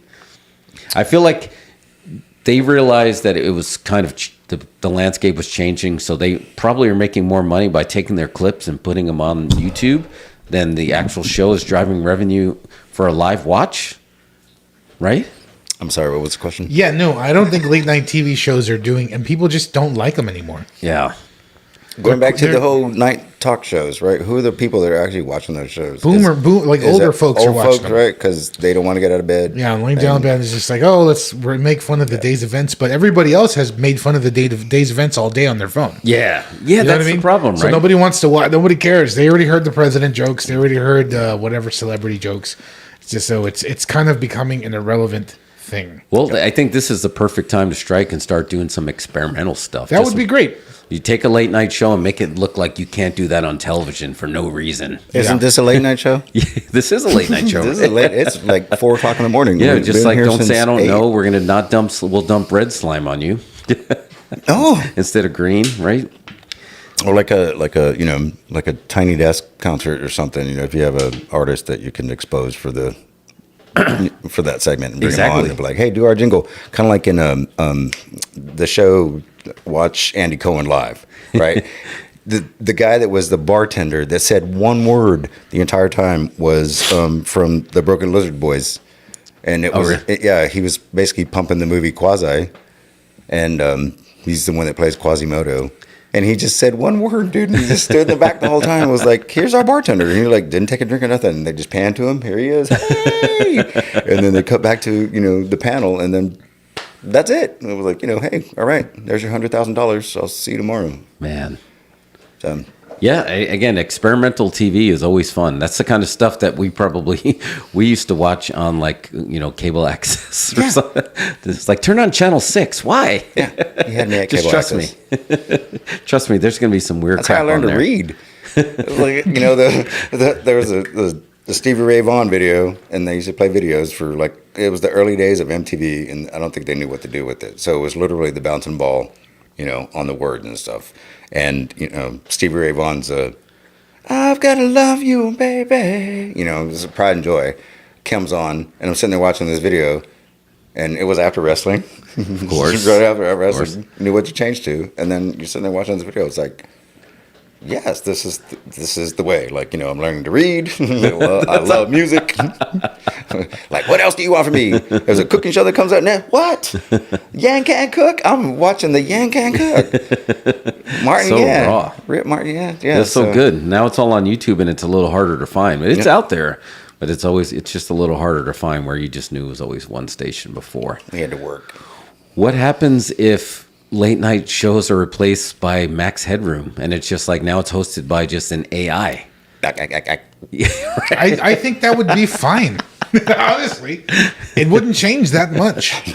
It would put a few folks out of a job, but I mean, again, the late night show is an archaic invention somebody came up with 50, 60, 70 years ago as, hey, how about if we just talk about the day's events At night. in front of camera? Carson in and front of the McMahon camera. are rolling over in their graves. Well, we'll just make fun of everything that happened that day. You're correct, sir. That was the pitch. The pitch. That's how long ago someone pitched that.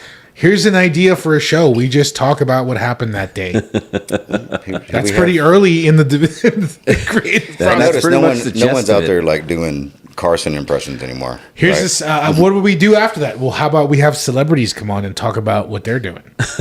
People love celebrities. That's a good idea for a show. What a solid idea for a show. Oh, man, and it made so much money. You should pitch this to one of those B2B companies that you work for and just be like, the next time they want a video, it's like, how about this for a video? You just come on, talk about the day's events. And then a celebrity comes on and they talk about what they're doing. Can you read? Read this. Action. Today we had a problem somewhere across. Well, what we do after that, then we'll have the most popular band of the week come on and perform And on the play show. music. Yeah, everyone likes music. That's a solid pitch for a show, if you Yeah. ask me. And it worked. And look, years later, people are like, these things are still on because it worked so well. They're still That on. was and magic. it's tasteful, right? I'm not taking my top off for, unless it's artistic. That's it. Just for artistic reasons. Artistic reasons only. Or artisan, whatever. If I got a Panera Bread sandwich at the end of the day, that's artisan for me. That's naked news, and that did really well on YouTube for a while. Just take her clothes off as she was reading the shoot news. That would be good. That's what we're gonna have to go to, like gimmicks like that, or Mike's bring back Space Ghost Coast to Coast. Yeah. I mean, that's what's gonna basically be the version of like the. He got his own show too, didn't he? Brack had his own show. Brack did have his own show. Hey, Space Ghost, you know what? What? That's what. Sorry. So Had to you get that think one that you think the big companies, well, how's this going to affect like Marvel? Like, how much stuff did they have banked that they can go on? But now they might be a little screwed because they probably required some rewrites. But like Marvel or Disney in general, like how much stuff did they have banked? They probably are sitting on a mountain of scripts. You just can't rewrite They're them. affected, right? They're affected by this strike. They have to be. What I'm telling you right now, what I need to reemphasize for this whole scenario is that all those scenarios are being solved by AI right now. No one is not plugging in their problem into AI right now in Hollywood and trying to turn it into whatever. It's just you can get on the AI. It sounds like Clint Eastwood and Gran Turismo. Does my phone have AI? Gran Turismo. They're like, hey, AI, write me a script for the new Ant-Man. And you'd be like, I don't like this script. Can you change this part? Yep. Instantly spits out another script. All right, I don't like this part either. Change this part. Instantly spits out another script. It's like, no, go back. Just like, it's like that for real. How are these actors going to interpret an AI interpreting what a human sounds like? There's AI in the middle. At least you had a human that was trying to translate what a human would be saying, but now you're going to have the AI filter of what that is. So it's going to be tough as an actor. And imagine when the AI starts directing. Oh, God. And the AI is like, no, say it sadder. You have a 56% chance of making this much more at the box office if you say it's sadder. Exactly. Oof.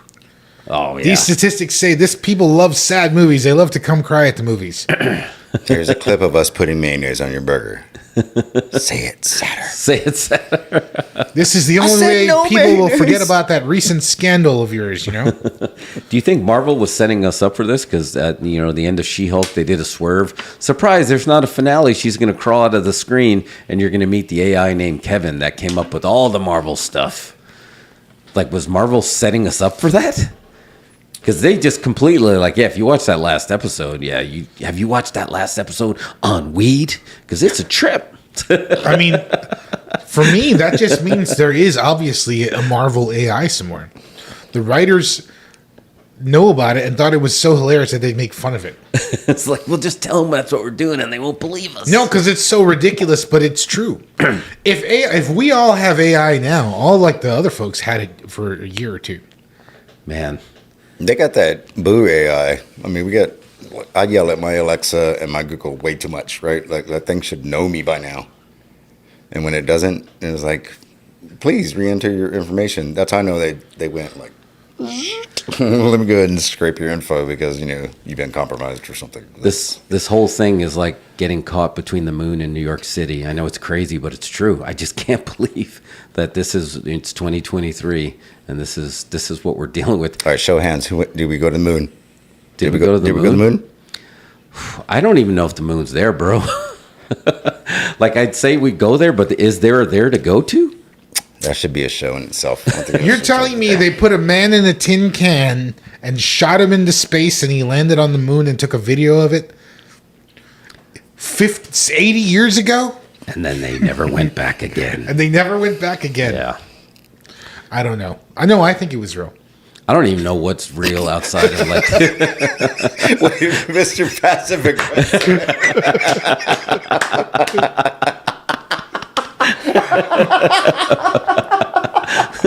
We're trying to be serious, Mario. And you want to give us some BS about you can't make up your mind about the moon landing? Please, the internet needs to know. And if you figure that one out, then you got to tell us JFK and all that stuff. So with less tech, they did it with less technology that's even in your phone in your pocket, right? Yeah. And somehow they didn't have anything. They didn't even have Tetris. They had less than a Game Boy. They were seriously bored on that flight, bro. They didn't have Netflix to be watching, right? They had it. We got it good. Y'all kids, if you're listening right now, stop. The technology in a Game Boy dwarfed anything they had to shoot people at the moon. To shoot people at the moon.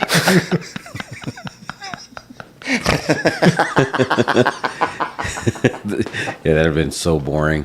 No fun.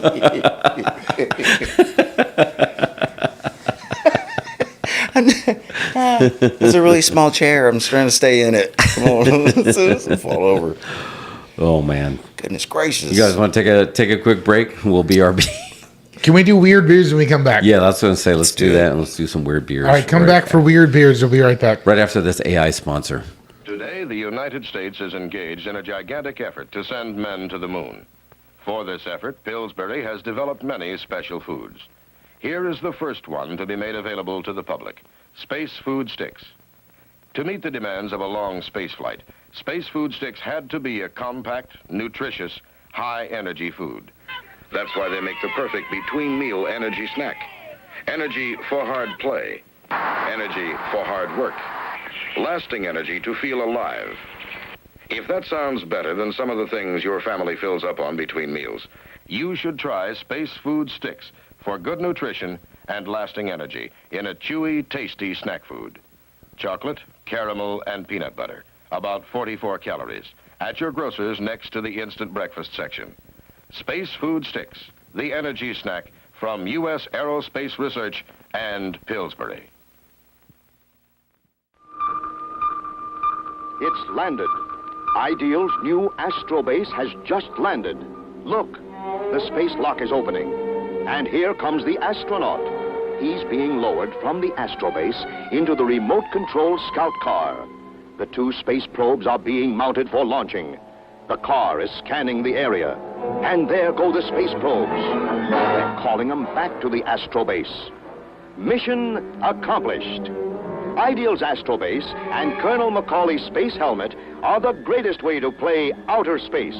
You can scan the skies, launch deep space probes, fire rockets, destroy stray meteorites. Ideal's Astro Base is at your favorite toy store. Get your Ideal Astro Base today. Eldon's new Billy Blastoff. Now he walks. That's Billy's jet. The jetpack on Billy's back powers his lunar crawler, runs the space mobile, drives the moon tractor, and makes Billy Blastoff walk. Eldon's Billy Blastoff Space Scout comes with 8 pieces. There's 8 pieces. Billy Blastoff. Now he walks. Now, for every kid who has ever seen a science fiction movie, thrilled to the amazing strength of an out-of-this-world movie monster, comes Great Garloo by Marx. Garloo the Mighty. Garloo the Untamed. Garloo the Terrible. Who can stop him? Who can control this monstrous creature? You can, kids, because Great Garloo by Marx is yours to command. With these battery-operated controls, you can make Garloo go, stop, bend, pick up, turn. Yes, Great Garloo, almost 2 feet tall, will be your faithful servant. You name it, you're the boss. Bring out-of-this-world excitement into your house, kids. Own the most fantastic toy of all. Great Garloo by Marx. M-A-R-X spells Marx, world's largest toy maker.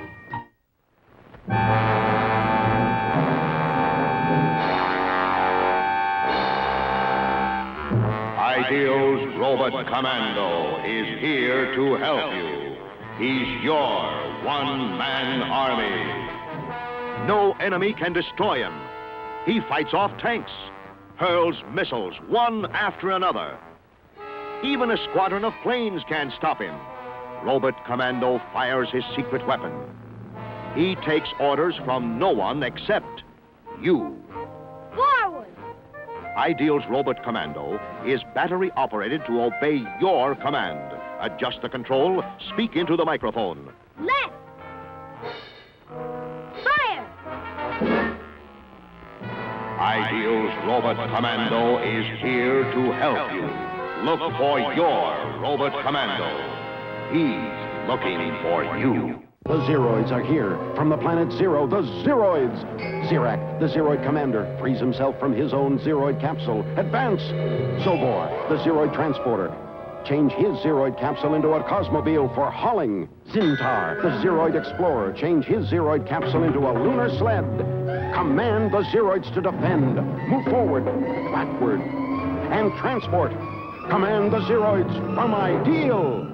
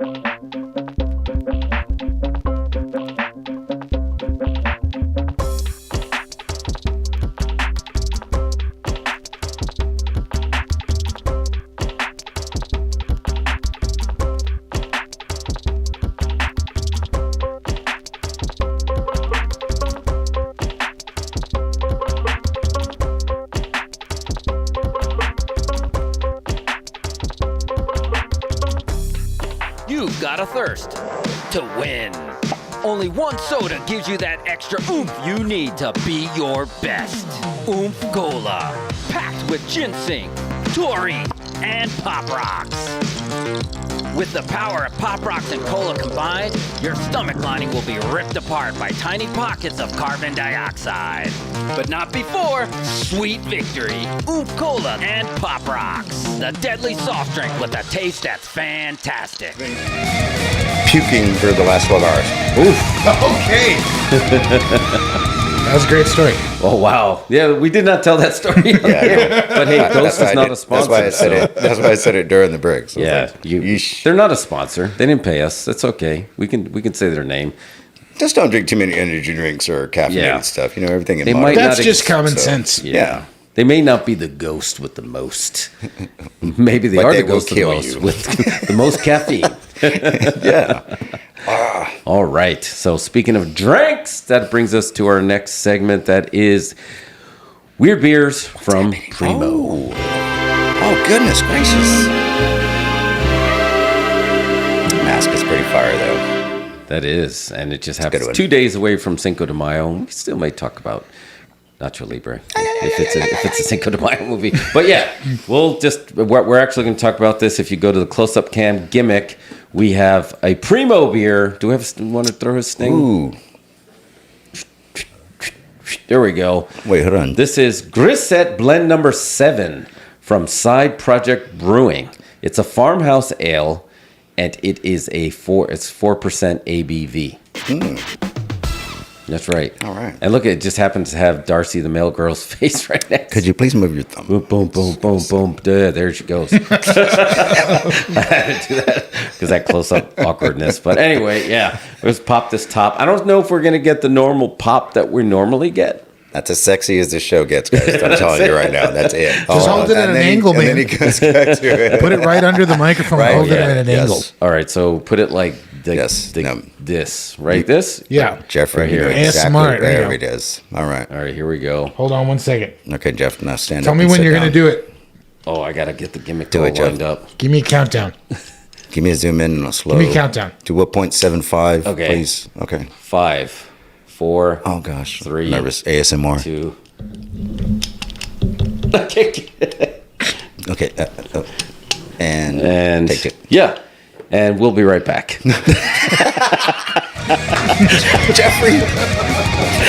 What the fuck? I didn't get it. This is great. Okay, this is perfect. Yes.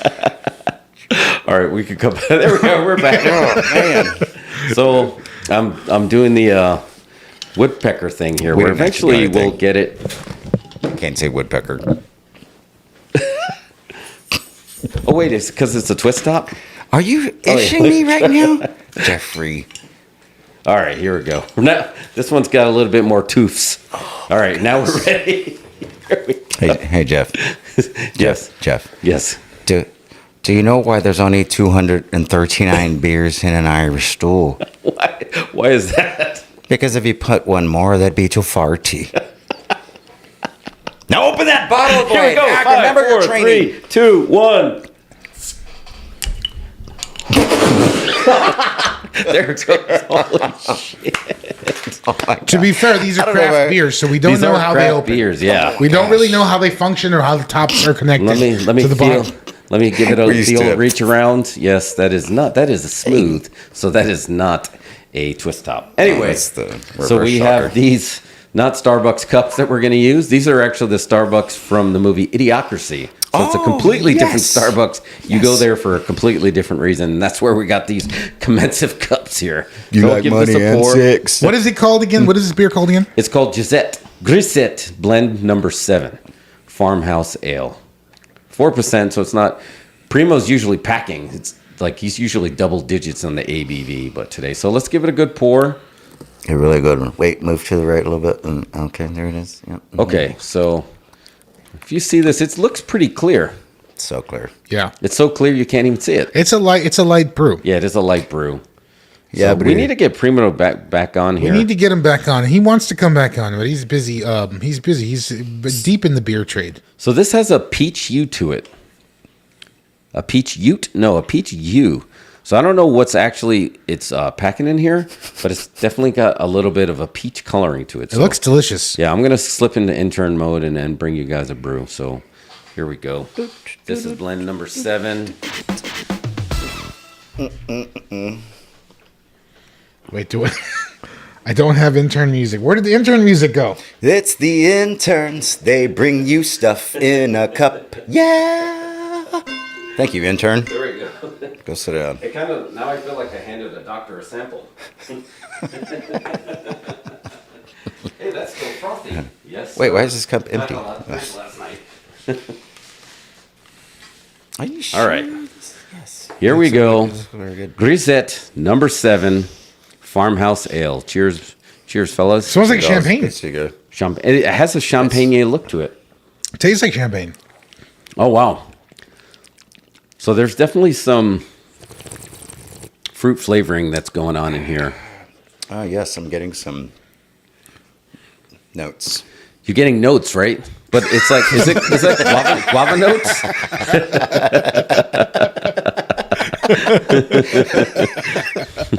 So,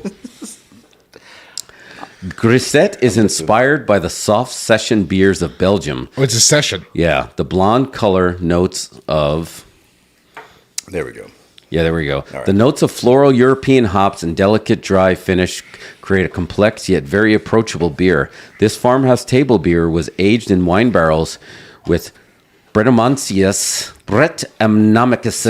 for 6 months. It's the wine soak. Yeah. Right? In the wine barrels. Oh, they soak the barrels. That's why you get that grapey. That's where you get the color. So it does have this again feels like a brunch beverage, correct? This is how you end up butt naked on the beach in, Monza. And you were like, Monsieur, you cannot sleep here. And it's funny you bring that up, Charlie. Remember, I told you that was not the beach. That was the Wendy's. That was the playground. They just happen to have a sandbox. Fries were awesome. But yeah, for sure, this is like definitely a brunch beverage. Yeah, I could see having this with some biscuits and gravy. Or maybe a bowl of fruit. Yeah, a bowl of fruit, some granola, and then eggs over easy. What do you think, Charlie? I'm getting. I would do some ham. Obviously something with ham. I would say like a salmon, maybe like some couscous with. It does look like it's salmon colored. That's the hue I was looking for. It is salmon colored. It is salmon colored. Yeah, I'd pair it with a fish. Or it's a good thing people come here for beer analysis. You heard it first. This is pretty good. Yeah, it's pretty. I like it. And, Mario, I think you're not going to like it as much, right? Because it has the sour beer thing. Yeah, it's got a sour beer. I would put this as a sour brew. It is a sour, yeah. It's for sure a sour.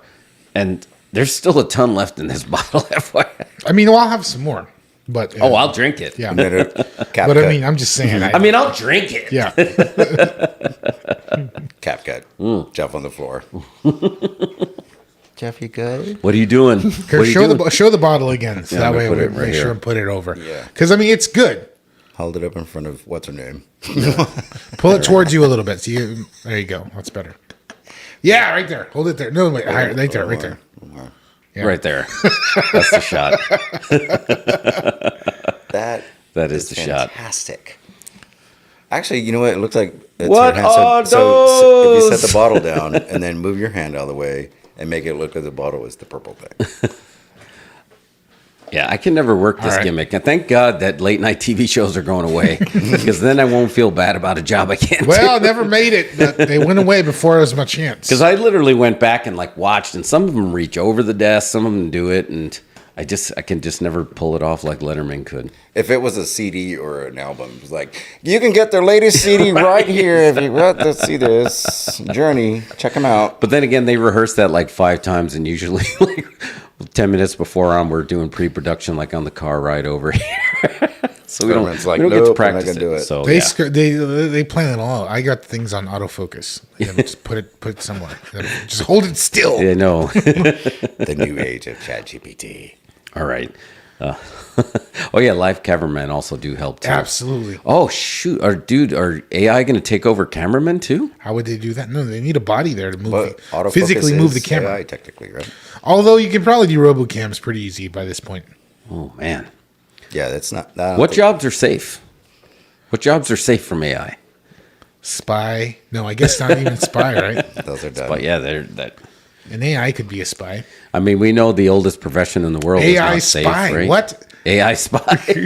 Can you don't give them ideas? Can you write that down? Let's start writing that tomorrow. AI spy. AI spy.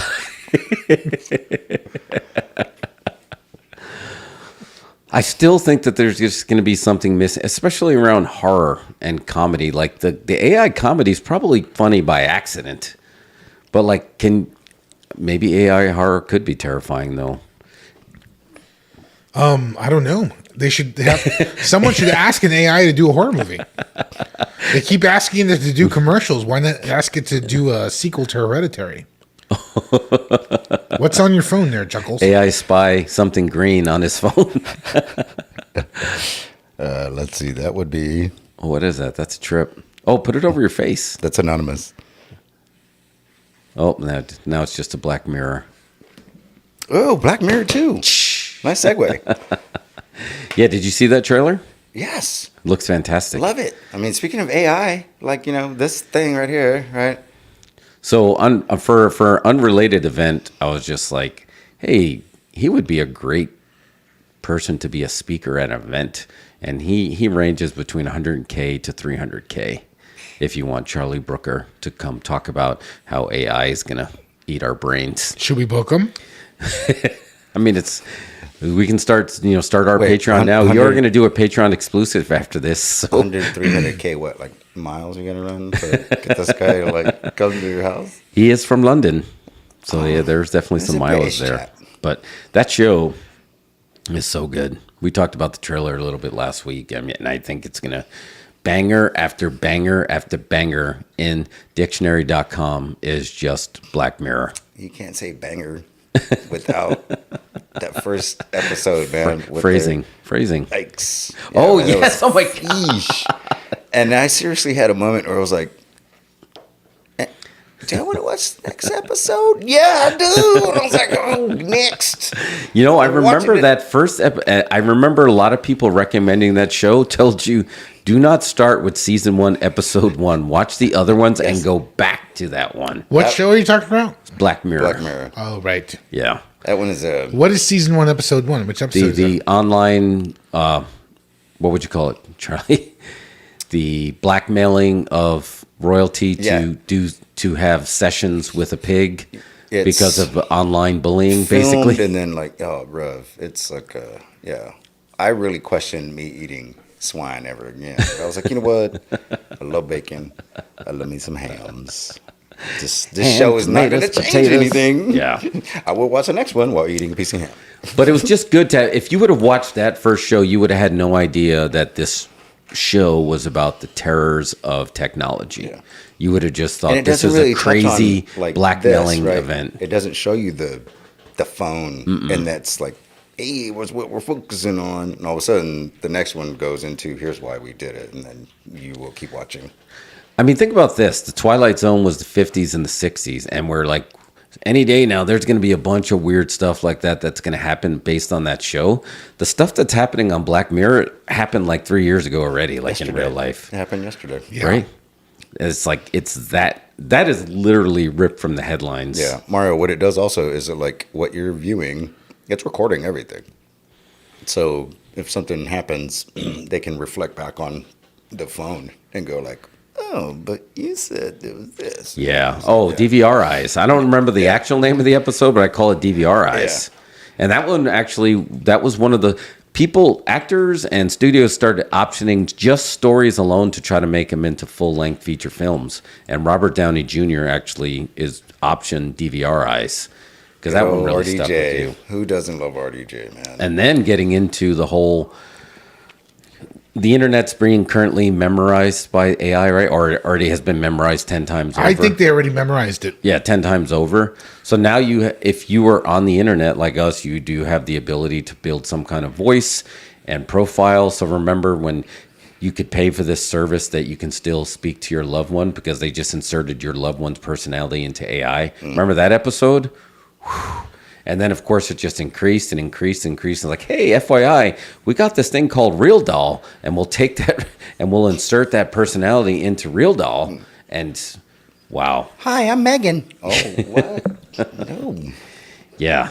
So great show. I'm really looking for. It's next month, right? It's coming up quick. Yeah. It's good. There's a few shows that like it won't survive the weekend when Netflix drives them all, because you're going to watch them all instantly. You really literally have to hold back as hard as you can to not watch every single episode of Black Mirror. So looking forward to that one. Well, not watching it and going like, yikes. Yeah. That's way too close. Like, there's some of them, it's like, yeah, man. We were talking about like our older references. I'm going to give that older reference. When it comes to Black Mirror, we have the contest. I'm Kramer. Walk in. I'm out. I couldn't hold out. Oh, Jerry. Oh, that's our second Kramer reference. I don't know what happens now. Thanks, AI. All right, let's jump topics here, since we have, I would say, a master of Sylvester Stallone impersonations. And coincidentally, don't do it. Here it is. Do not do Sylvester Stallone set for a cliffhanger reboot, aka sequel boot, from director Rick Roman. Wah. So he's back. We were just talking about that not too long ago. Well, the last time you were on here, and sure enough, here it is. He's going back for what are your guys' thoughts on that? Stallone, you want to revisit, of all the properties he has, you want him to revisit Cliffhanger? Yes. Yes. How many more people can Stallone drop? Let's count. Let me know. It's kind of a weird one. It's funny because it's not like it was a franchise, you know? Right. It's not like people are like, oh, I want to see another Cliffhanger. It's like Speed. It was just one. Well, Speed had a sequel, though. But it was like, this is just one your movie Jason Patrick that existed on its own, you know? and was just one thing. And it's just like nobody ever said part two. We demand part two. Yeah. But the thing that's funny is he's doing it because this was a movie that helped relaunch his career. So it's like it was in that sweet spot between, Demolition Man and like Stop or My Mom Will Shoot. And it's just like it gave him a chance to It gave him a chance to sort of like reset and get a hit. And so now he's digging deep into his arsenal. Rocky's been taken away from him unceremoniously. He doesn't own Rocky at all. So it's like, well, I'm going to own Cliffhanger guy. I just don't really like cold weather. It makes your hands very, very slippery. You drop people, and you drop them, and you run, and then you take a helicopter training lesson, and nobody fucking listens to you, and I don't know what to do, Adrian. What's the truth, damn it? I didn't know how to do the 3 shells. The 3 shells. I got poop on my hands. This is what's happened. I fell down. It's not a very good movie. I'm not going to do it. We never did find out what the 3 shells. I would have done at Bender Bar. They have the 3 shells by the bathroom. They do. They have the 3 shells just out front of the bathroom, and they put them up one time and it's like, oh, that's hilarious. And what happened after that? They were vandalized and destroyed. Really? Yeah. What? Smashed to bits, but it's still there. The sign that says the 3 shells. What to do with the shells. Man, sorry, I got to circle way back because our friend Cheers to Fears came on here, and I think came from Rainbow Fright. Mario, we literally did weird beer segments, but listen to Cheers to Fears page. Welcome to Cheers to Fears, the channel that combines alcohol and horror. So, Cheers to Fears, please hit us up. I think we got to have a combo show because... Oh, and you know who we'll invite? Yeah! Is that Ramses? That is him. There he is, Primo's You don't even know. Primo has an insane amount... Primo is like the James Bond of beers. He legit is. He's like the Patriot Games guy. Jack... Dawson. Rage. I don't know his name. Pure Rage. From the book. Yeah. John Krasinski plays him now. Jack Reacher. Ryan. Jack Reacher. Reacher Ryan. Striker. But yes, Jack Ryan. He is the Jack Ryan of beers. Which was odd. I didn't really see him as like the action dude. It worked. Yeah.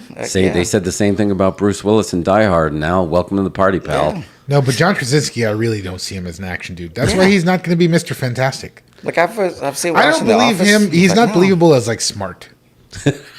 Whoa! That's not I didn't even know who's going to be Mr. Fantastic. Are you what? He's going to be Mr. Fantastic. Well, he was in the Doctor Strange movie. So they're going to he played Reed Richards in that in Variant. I didn't know it was going to be the Fantastic Four version. Though. It's like, why keep them? I thought they were doing their shell game and like. Well, they are. So. I'm just saying, like people thought that maybe because he was in Doctor Strange that he was going to be Mr. Fantastic going forward. I'm just saying he doesn't come off as smart to me. And Mr. Fantastic's the smartest man ever existed. He looks into the camera too much. Well, yeah, because that's his gimmick. That's what he does. But I mean, a little too much. Yeah, that's what he does, right? That's the gift. Almost. Anyway, Adam Driver will probably do a solid job. Sure. Yeah. Sure.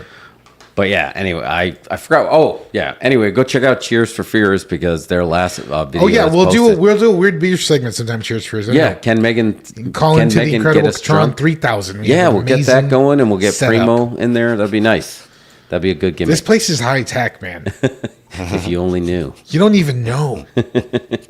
Places went down in flames, and we were there to recover the wreckage. That's right. Pulling the wreckage out. It's like, this part's good.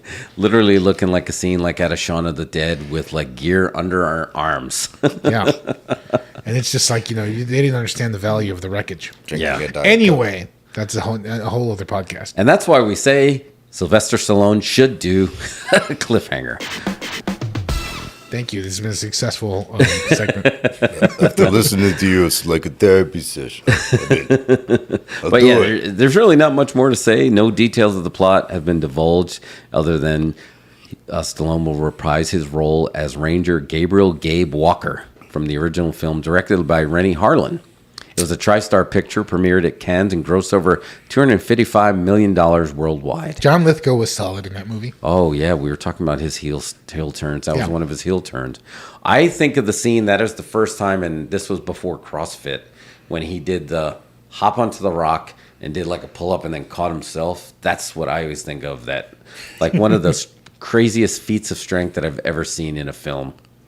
Now, Grant, and that was probably just was that wire work? You think green screen or Stallone did Stallone just do a cycle of trend? It was probably a combination of wire work. That insurance policy was huge, right? Yeah, it's like the Tom Cruise back then. He was like, "I'm doing my own stunt. Don't talk me out of it. Yeah, we're going to sell it." So yeah. Can we get something to catch on here and just start calling him the American Jackie Chan because he does all his own stunts? Tom Cruise. Tom Cruise. American Jackie Chan. Sure. Yeah, I think we can make that catch. But anyway, all right. Got one more spot we want to talk about here really quick. And maybe it's going to be quick because you may just say no because Mario already said no 3 times. But is Nacho Libre a Cinco de Mayo movie? No. Why is that slowly becoming the go-to movie for Cinco de Mayo? Who is saying that? Who's the go-to movie? It might just be me. Because he's sitting around on Cinco de Mayo and it happens to be on. Are you going to get off the couch? Nope. It's just right because the whole day is, a lot of people, there's a misconception that it celebrates Mexico independence. No, right? It was just, they actually just won a single battle that they should have had no chance of winning. So it basically became Rocky IRL. And in a way, Nacho Libre is the Mexican Rocky. It was their Gettysburg. Is that a thing? Yeah. Is that a thing? There's a movie. No, it's still not. I don't think that's a thing. No. Yeah, because Danny Elfman did the music on there, and it doesn't exactly. Did he really? Yeah, no, he didn't do the music. Danny Elfman was music by. He did the music. No, he didn't. There's no way. Yeah, those were all pop hits. No, those Danny Elfman. He's music by in Nacho Libre. That's wild. Yeah. I always thought it was wild that it was a Nickelodeon's movie. Was it also that? Yeah, it's a Nickelodeon movie. Yeah, that was Paramount. That was a head turner for me. I was like, what?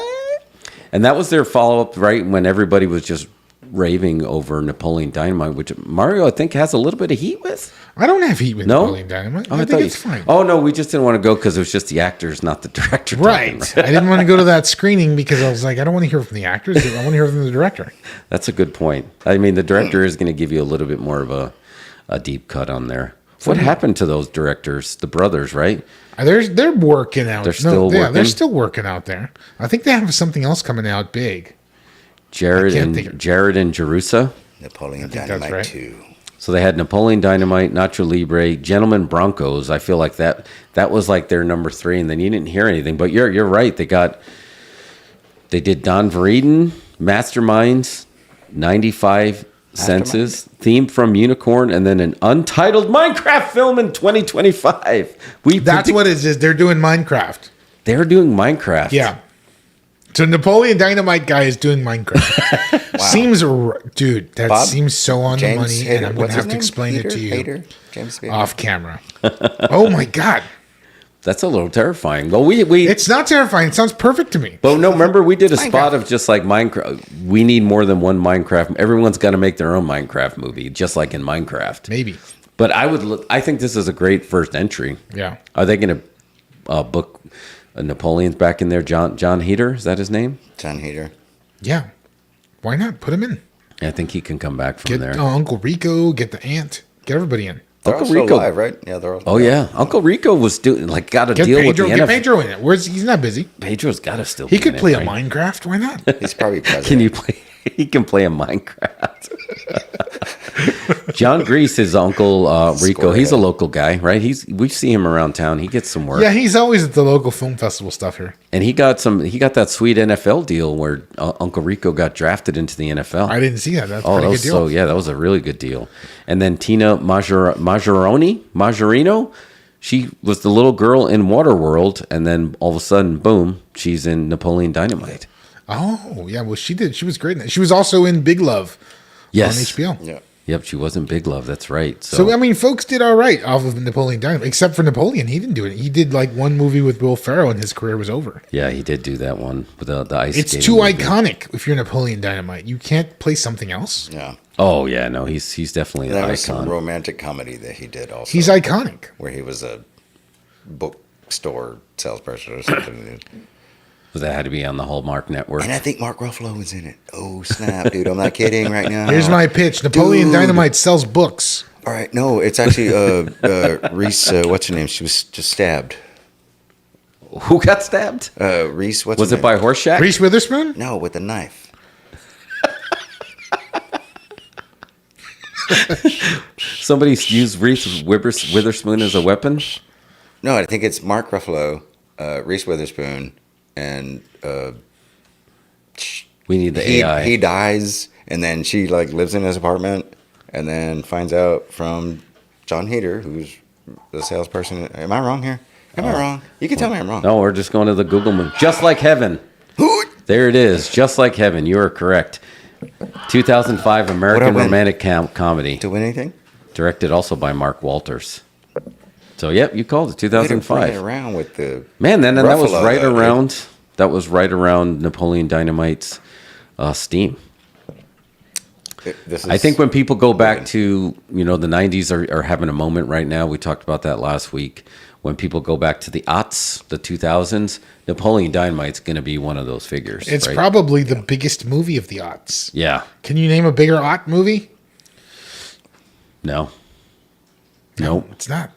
It's the most quotable. They still sell the shirts at Target. You still like it. It is a movie you can just kind of leave on and let it rip too. It's solid. It's solid. It's an original piece for the period. Awesome. I love it. I think I said your mom goes to college yesterday. So well, you better take it back. Come on, Napoleon. You know I've been training to fight as a cage fighter. Oh man, that was so good. Apparently there was an ending that got cut out of that too, right? Is it? There was like an alternate ending where he's a cage fighter? Yeah. What's the alternate ending? There was I don't remember specifically. I just remember there being an alternate ending to Napoleon Tarantino, Dynamite. if you're listening, we need a Napoleon Dynamite series. Dos. No. You got to be like, it's in Mexico. We have his Charlie. You haven't been on for a little bit. You know they announced his last film, right? I know, but he's never going to go away. It's going to be. Well, he's not going to go away, but he's going to stop making films. Yeah, but he'll have his sprinkling of a name. It's like he'll make TV shows. He'll make something else. Yeah, he's going to do. He'll make Netflix movies or whatever. He's just not going to make theatrical films. Yeah, he's better than Harvey Weinstein. Oh God! Oof. Can you just turn that into a short? It's just God, oof. He's better than Harvey Weinstein. That would be 24/7, 365, right? Man, they could never reshow. What a compliment! Oh man, that's all those Entourage episodes are dead, right? Even though he played a scumbag in Entourage. And think of all those guys in that show too. Do we really like any of them? Did they go on to do anything else? I don't see anybody in that. Yeah, where's Turtle? Yeah. Turtle was at the Knicks game last night with Aaron Rodgers and Sauce Gardner. All right, well, Turtle's fine then. All right, he did okay. Where's Drama? I got to tell you. The guy with the green eyes. He did something else. Mara, I meant to tell you this. So I'm obviously a huge fan of Entourage. So I watched the Victory podcast, and they are redoing. It's kind of like a soft relaunch of Entourage, but it's going to be in IRL, and they're going to be using Charlie Sheen, and they're all coming back for it. Wait, what? Yeah. No. You got to watch the Victory podcast. It was good. They had Adrian Grenier on there who played, Vinny. It was on there, and I just what is the Victory podcast? That is the podcast by Don Ellen, who created Entourage. With the cast. So him, Kevin Dillon, and the guy who played E are on the show. And it's just a podcast they host, and they bring people in. Okay, I've never heard of that at all. No, it's a great podcast. And do you know what the name of the company is? Action Park Media, which is right up our alley, man. Action Park. There's nothing in the world like Action Park.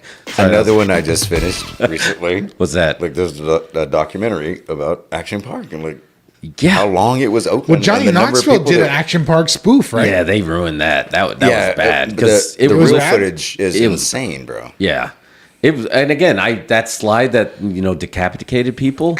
I was literally open when I went there, and then by the time I walked down to get online, they closed it.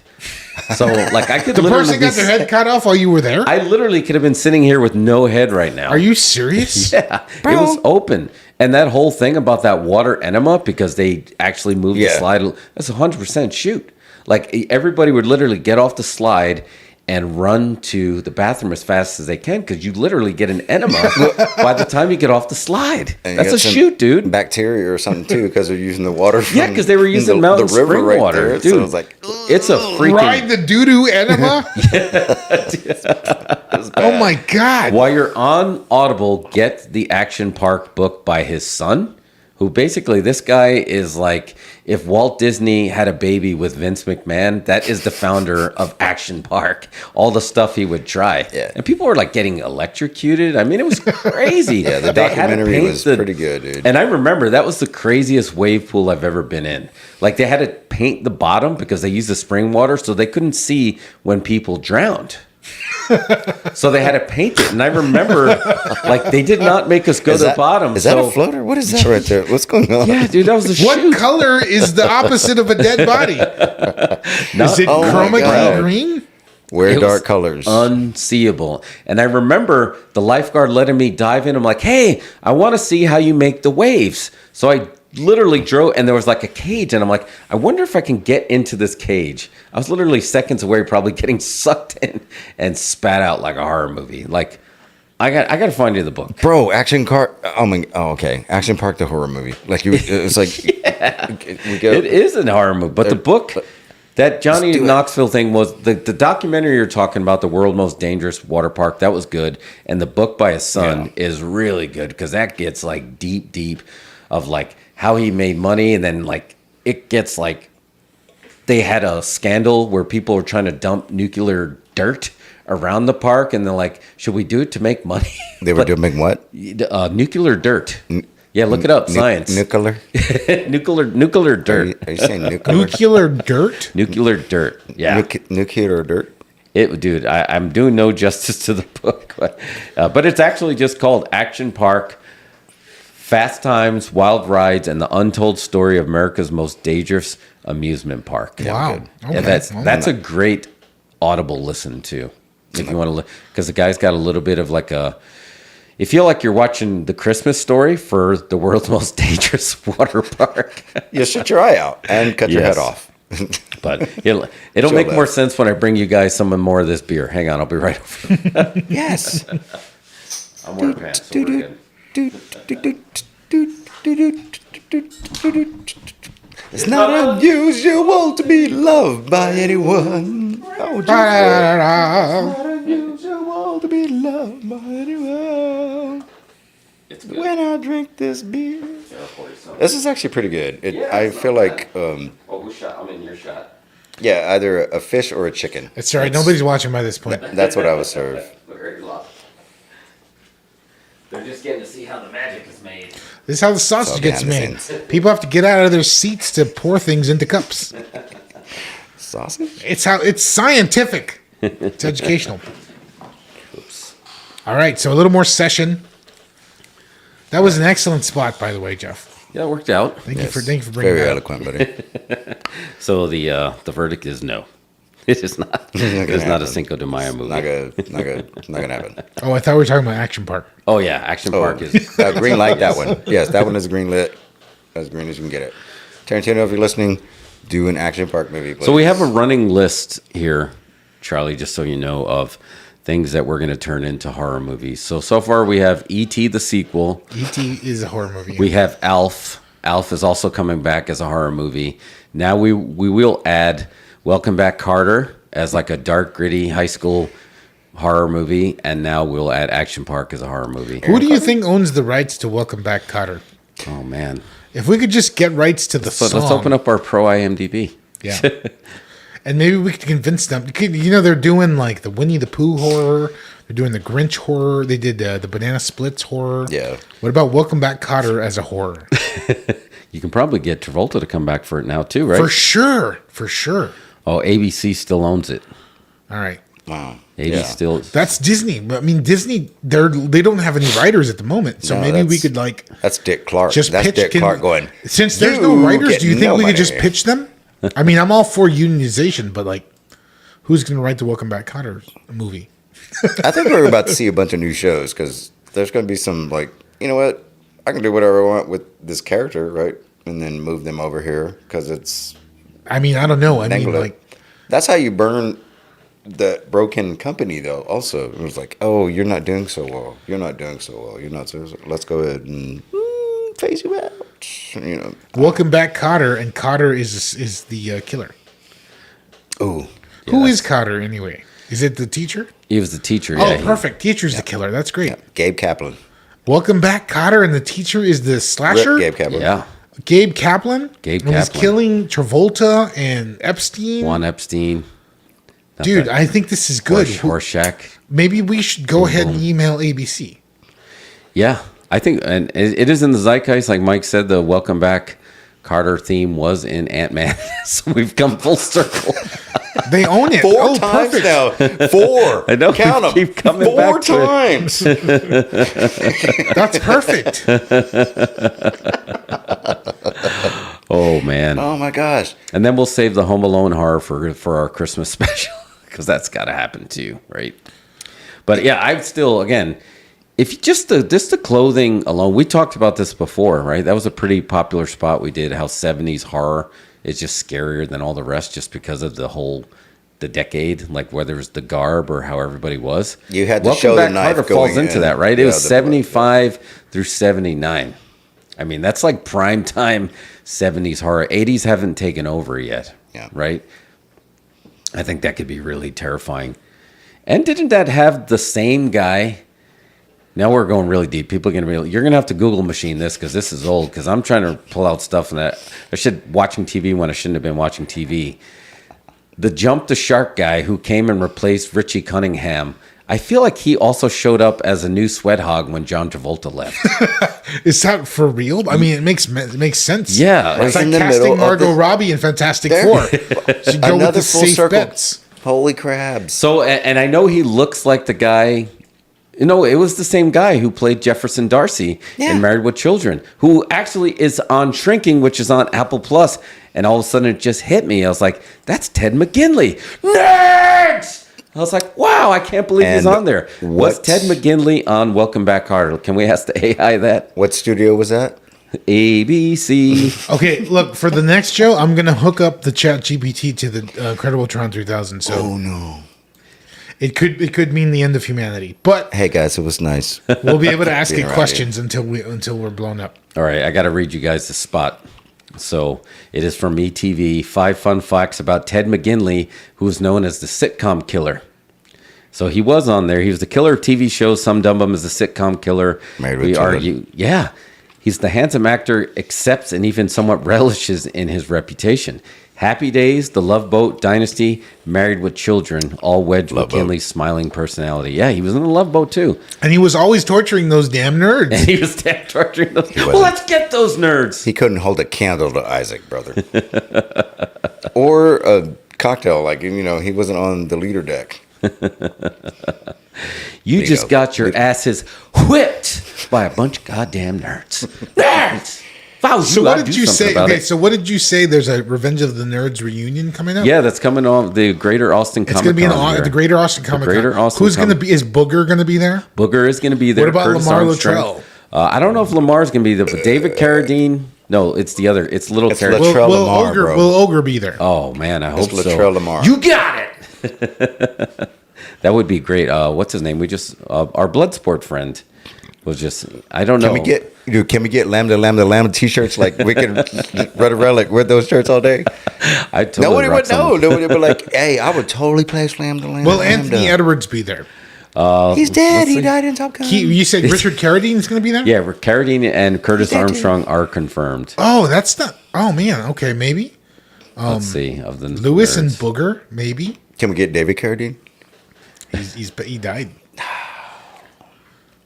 All right, I'm looking it up. And we got to ask Geek Commander. Geek Commander was helping those guys out. What if, can we get Booger and Lewis? We need Takashi, bro. Okay? Takashi. We need Takashi. Just Booger. What if we just got Booger? Because he went on to do other things also. How much could Booger be to book? We're going to find out. All right, let's see the celebrities that are going to be there. I wonder if Booger likes awesome pizza made in your backyard. Tough enough. Yeah, where did it go? Oh, Tim Matheson's going to be there. So we are getting some Animal House representation. James Hong's going to be there. So we got some Big Trouble in Little China representation that's going to be there. But where is it? Curtis Armstrong. Man, I just saw that there was a Revenge of the Nerds package that you can purchase for the reunion tour. Can't find it now. But yeah, it's totally worth it. But it's going to be a good con. We got 2 good cons coming up here. All right, we should go. We got the Greater Austin Comic Con, and then we also have the Final Girl Con that's going to be We should go to both or one of those. Final Girl Con is going to be next month, and we're going to have our patron saint of this show, Gigi Saul Guerrero, is going to be there. She's at Final Girl Con? Yeah. We should go to that one. Yeah, we absolutely should go there. I mean, I was planning on being there either way. Oh, yes, just to confirm, Donald Gibb will be there. So we will get Ogre. Ogre will be... will be there, too. Is this all in May? When is this? This is actually coming up. This is June 24th and June 25th. We're there. I'm there. It's at the HEB Center at Cedar Park. HEB Center? Yeah. Well, that's huge. So it's if they don't play Sex Girls, let's get a table. How much is the table? Are you ready? Let's talk about it off camera. We're going to have Geek Commander's going to be back on the show next week. We're going to be talking about that finale of Guardians of the Galaxy. This is a real thing? We're going to get a table, and if you come to our table, you get a full-size candy bar. Ooh! Yes. No. Do the kissing booth or the pies. We're not going to do a date rapey stuff. It doesn't work anymore. You can't do it. You get Revenge of the canceled. Nerds. You can't even discuss most of the scenes. What's his head at your job, or you'll have to talk to HR.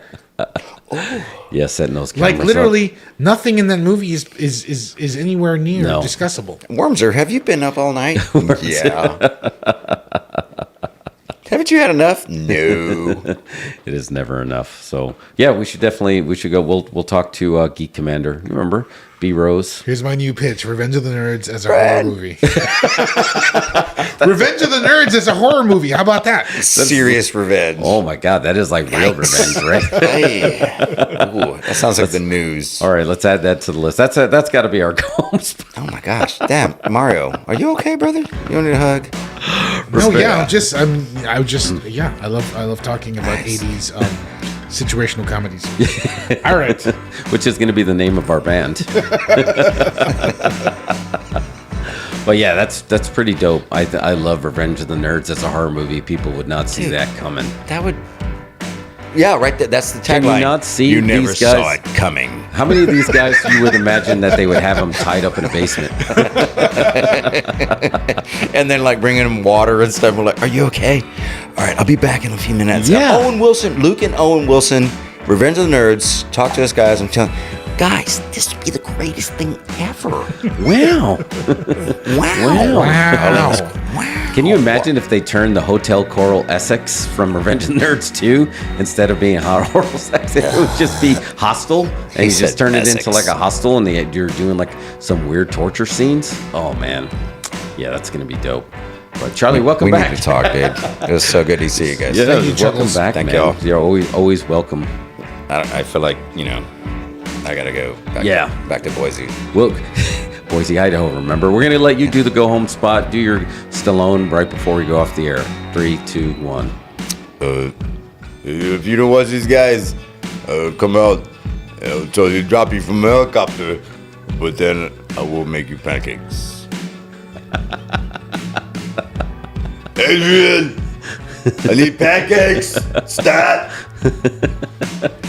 What's the truth, damn it? But go see Creed 3. I don't know.